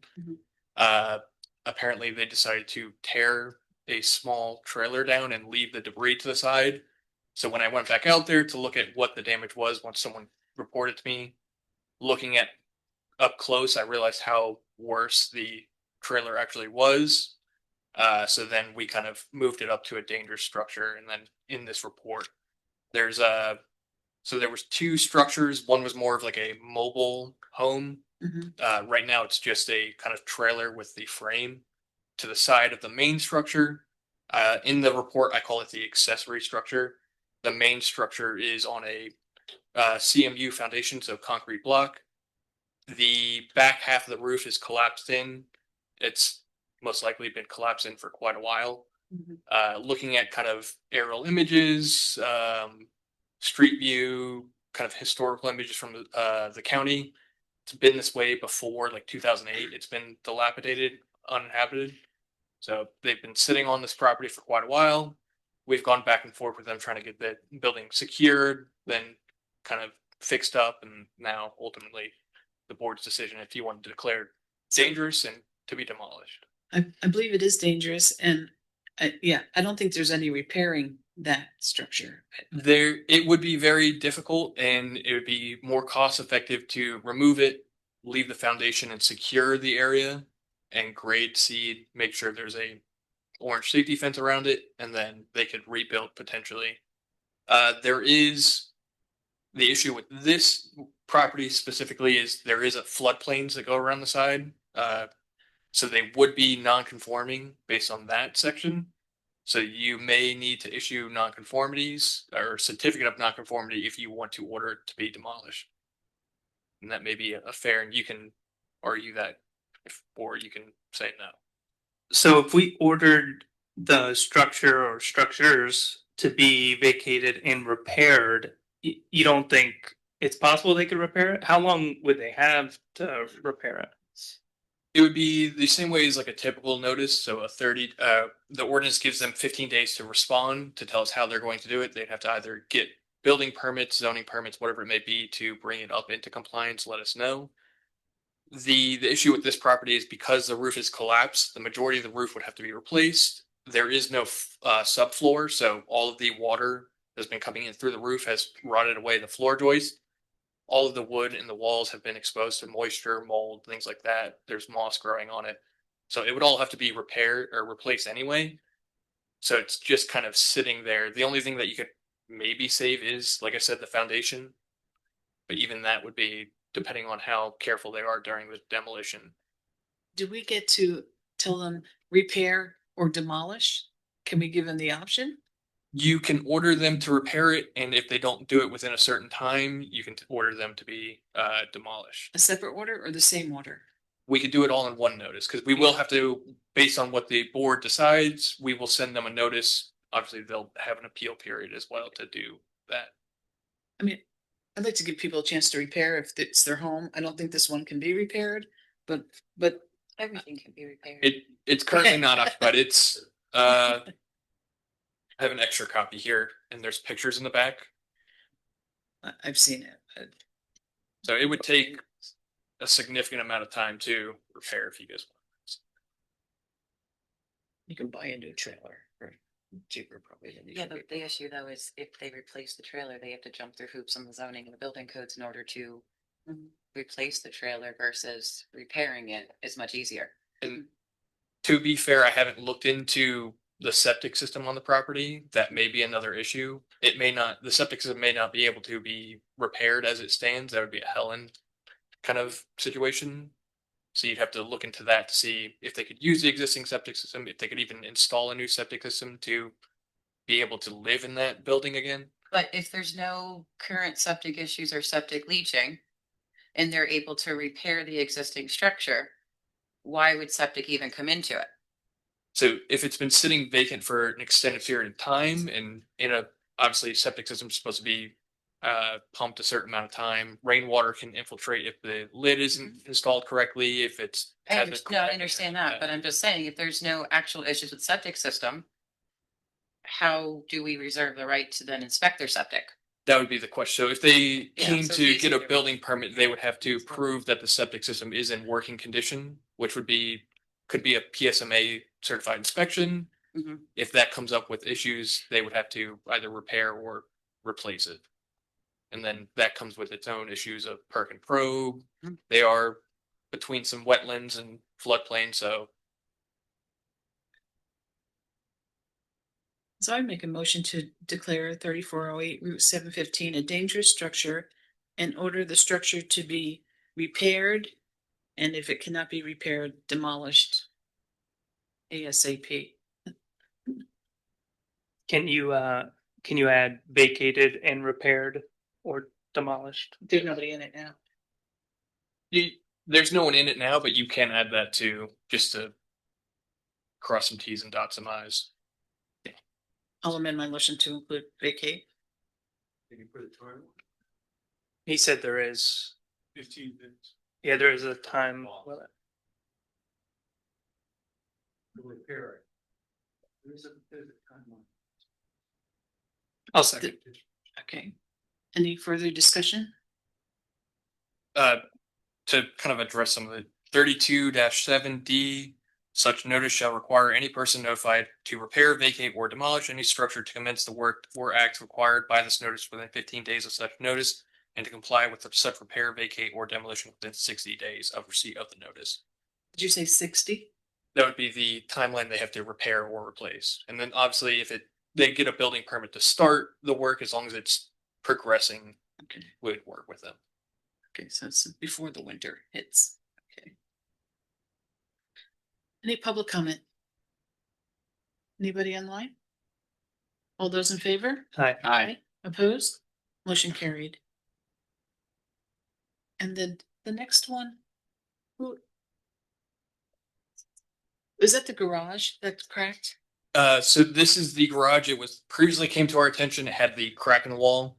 Since that was the board previously said, don't declare it dangerous. A tree then fell through the back of it, causing more damage to the roof structure, and kind of the wall is in worse repair now. I do have that as well. It's also right next to a walking path that goes around the Laurel Lake. This is in my community, so I see it every time I take my son down to the lake, and it is in very bad condition, and something should certainly be done about it soon. It is directly adjacent to a public property. Public in quotes, it's HOA owned, so anyone from the HOA can go there.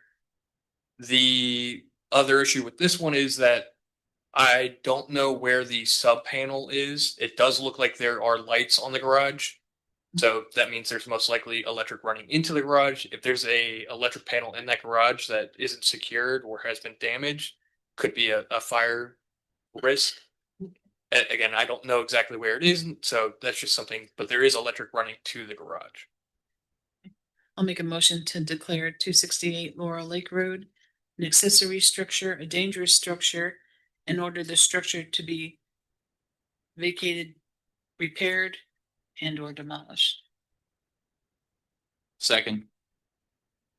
Any discussion? Public comment? Anybody online? All those in favor? Aye. Aye. Opposed? Motion carried. We'll move on to the reports. My report, Jim kind of covered it. I was going to bring back the EAC. So we're looking for email addresses possibly, and Zooming the meetings. So the board maybe can take 2 weeks and think about where we should be with that. And that, not really, Jim. No. Sorry.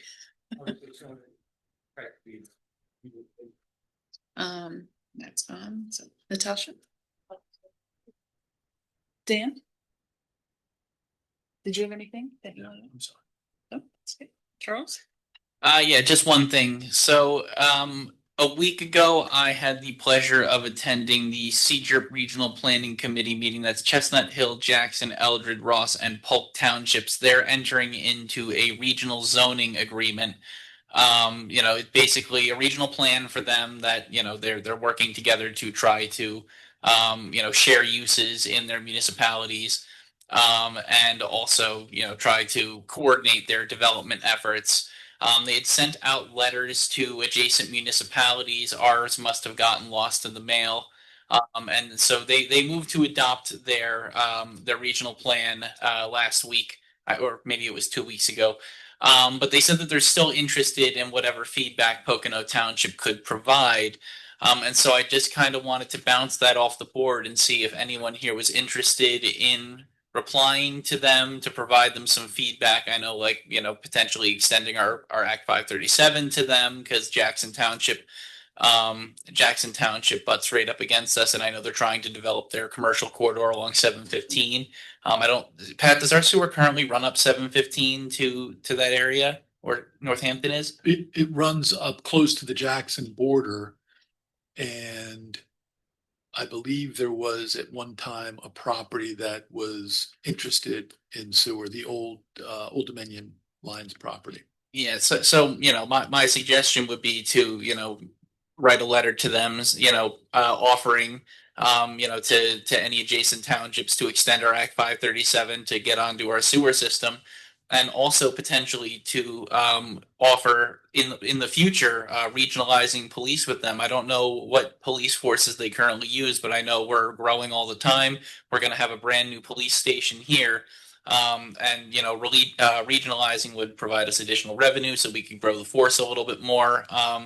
And it would help to share the cost burden with more regional municipalities that are smaller than us, but could really benefit from having a more dedicated police presence. So those are my two suggestions. If anybody else has any input. My only thing for the sewer, I think, I'd like to hear from Pat, and I know we're talking Paradise, but doing everybody, I don't know. My very general statement, which I've made to this board and prior boards as well, is Pocono Township has spent money to install and convey 2 million gallons per day of sewage. We're currently conveying approximately 700,000 gallons. And as the board knows, my goal has always been to try to reduce the cost to each user. And we've been able to do that. And the most recent study that we had done projects that we'll be able to reduce costs more into the future as we expand. So I'm always a proponent for expanding in the right places. I don't have a problem with that. I mean, we would look into the details. Obviously, I don't really have an opinion right now because I haven't seen the details. But generally speaking, we have capacity, and it benefits our users and our residents to use that capacity. So all they were looking for is a feedback letter. So, all we would be saying is, these are things we would be open to if you wanted to work with us on it in the future as you continue to, develop your regional plan and your municipal individual zoning plan. So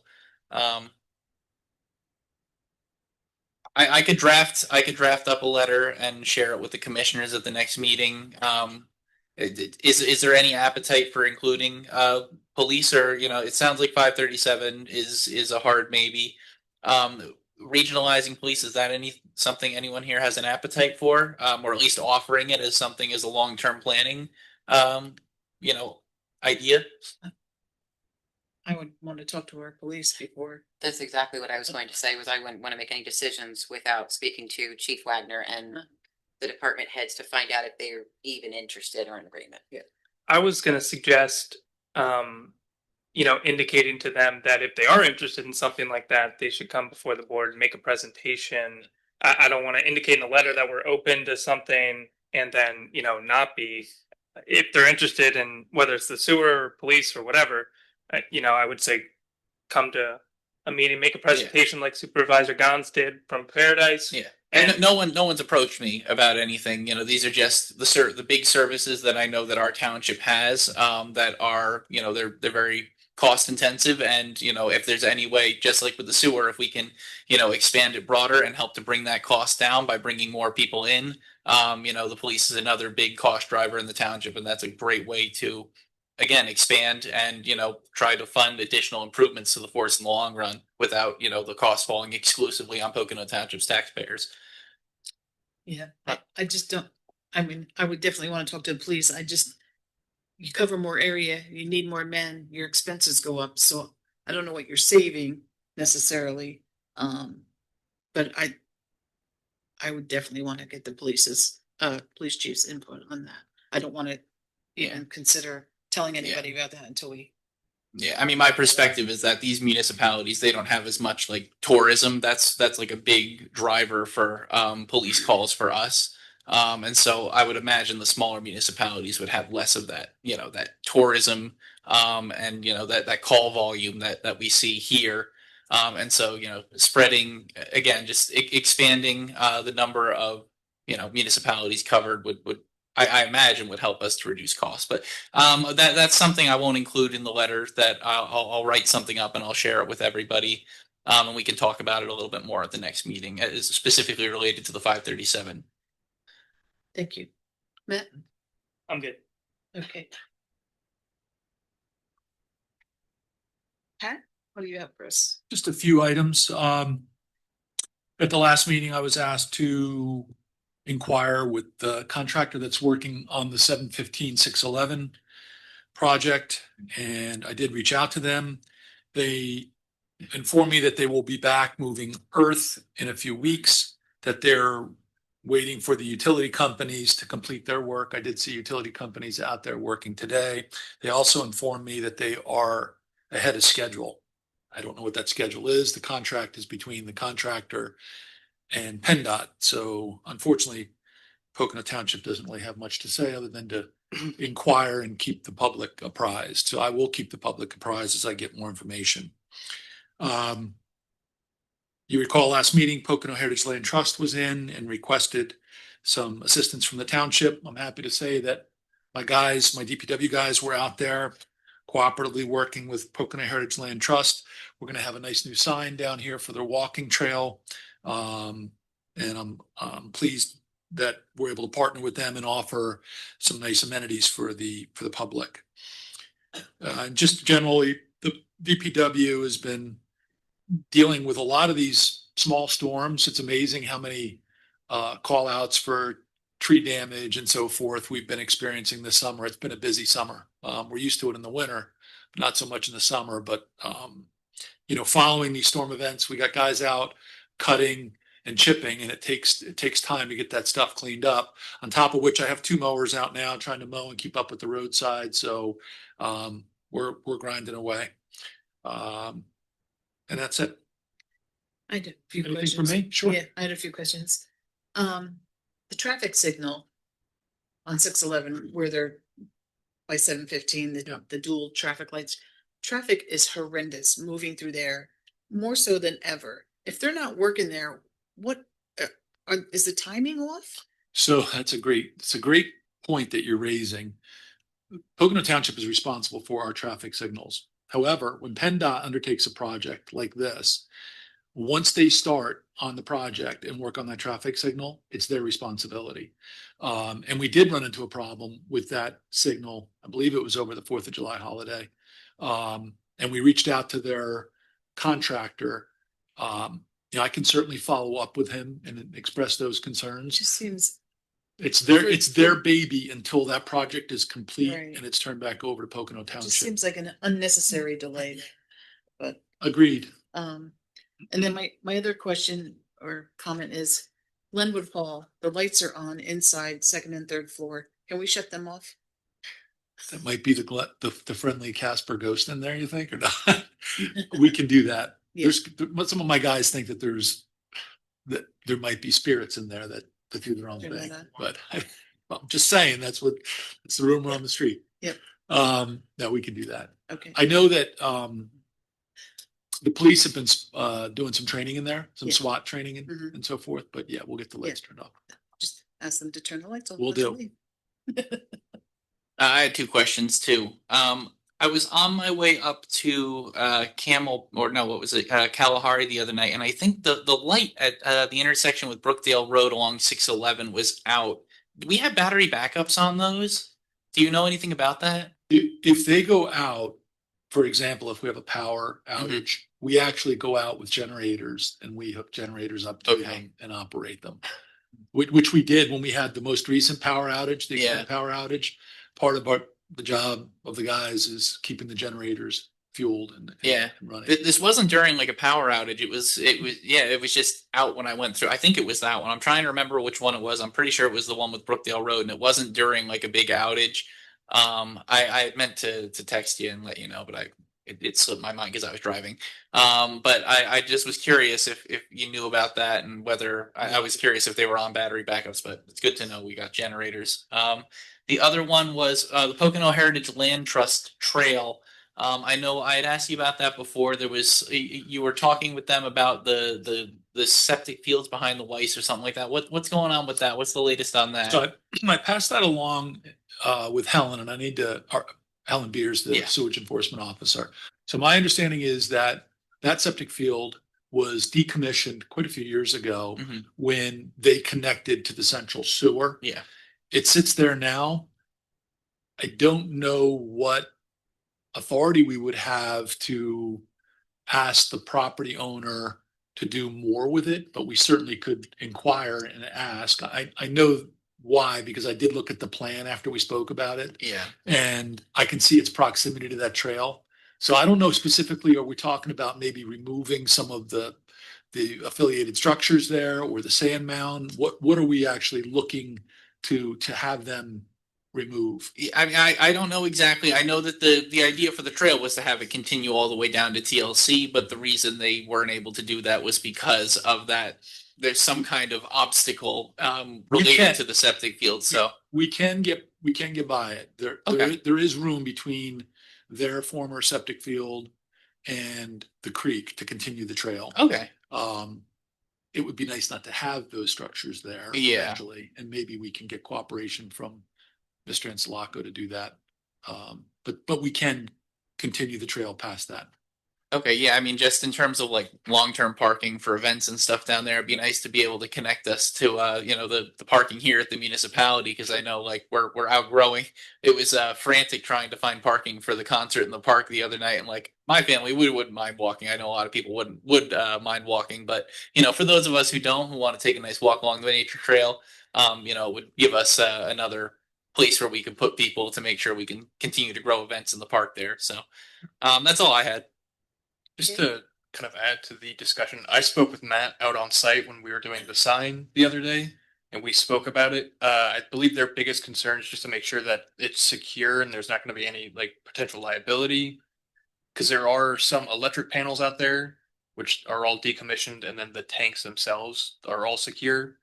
They do have giant concrete lids that take like a crane to lift.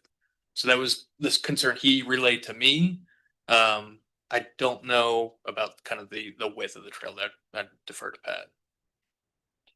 Yeah, I scaled it off of a plan and I looked at it. There is room. It'd be nice to have them out of there, but we do have room to be able to get the trail through there. And the guys have been working on it. I think hopefully by the end of the summer, if the weather behaves, that'll be completed.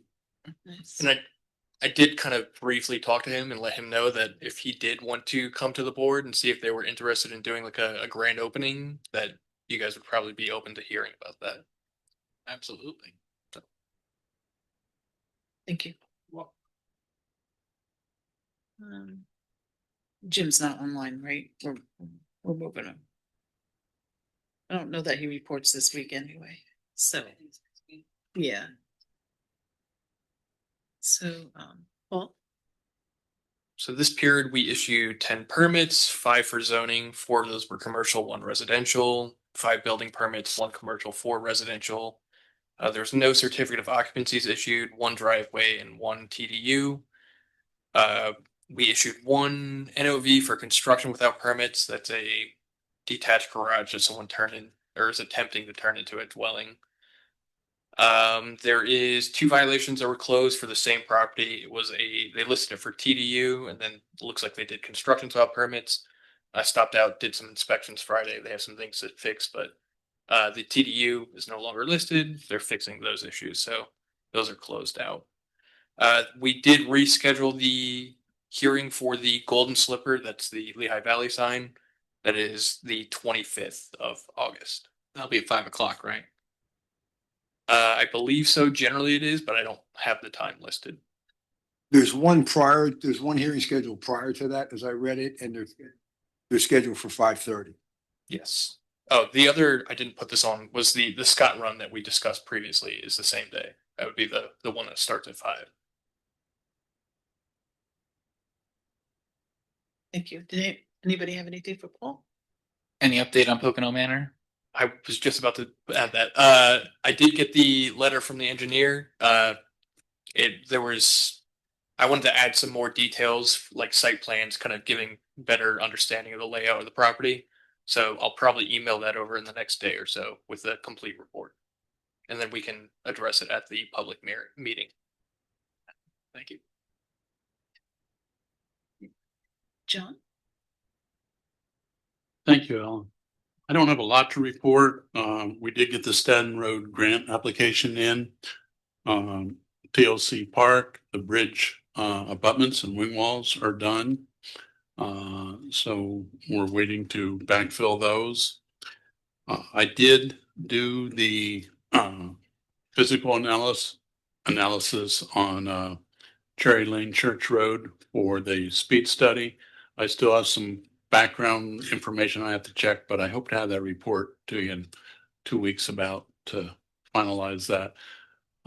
We will be putting some restrictions. I'm not sure what it is yet. I haven't calculated it, but it does warrant some speed limit restrictions on that road. So if there's any questions, happy to answer, but that's all I have to report. John, forgive me if I missed you. I just stepped out. Did you mention anything about railroad we had discussed? Do you want to discuss that with the board briefly? Yeah, I can. I was going to try to talk to you ahead of time, Pat, but Pat asked me to go out and look at Railroad Drive off of 715. There's heavy trucks using it, and Pat was concerned about the condition of the road. And after viewing it, his concerns are well founded. We may want to limit truck traffic on that road. When you get into Jackson Township, the road's in excellent condition. Obviously, they've beefed up their pavement, but this pavement, I'm not even sure what's there. I think we're going to have to get some core samples to defend our weight limits, but I think it would be money well spent to restrict truck traffic. And I do remember when the college went in, 10 years ago now, I guess, there was some discussion about the road not being in great shape then. And we were asking the college to overlay it, and they pushed back. They did agree to repair certain spots, which they did. But I remember being out there and talking to some property owners at the time.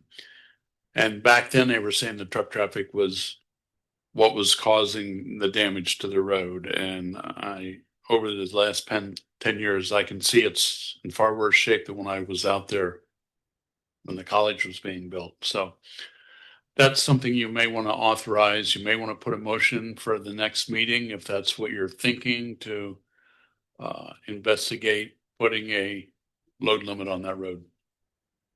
Does that road have, is there a truck yard there that trucks go to? The problem Yeah, is yeah.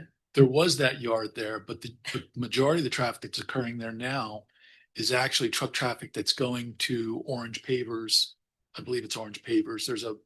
There's an industrial type facility in Jackson Township, and they're cutting through there to get deliveries. And if you look on Google Earth, it's a pretty sizable operation with a lot of heavy material. Pavers, obviously heavy material, so they're running back and forth with those trucks.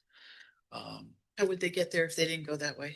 They can go through Jackson Township. They can go through, I think it's Mountain Road, and then there's another road that comes off of Mountain. Is it Long or It's Mountain Road Yeah, to another road. I know what you mean, yeah. Yeah, north, that's, yeah. Yes, it's Mountain Road up to north and then it cuts to Railroad. And it is orange pavers, yes. Okay. I thought there was a terminal there or something, yeah.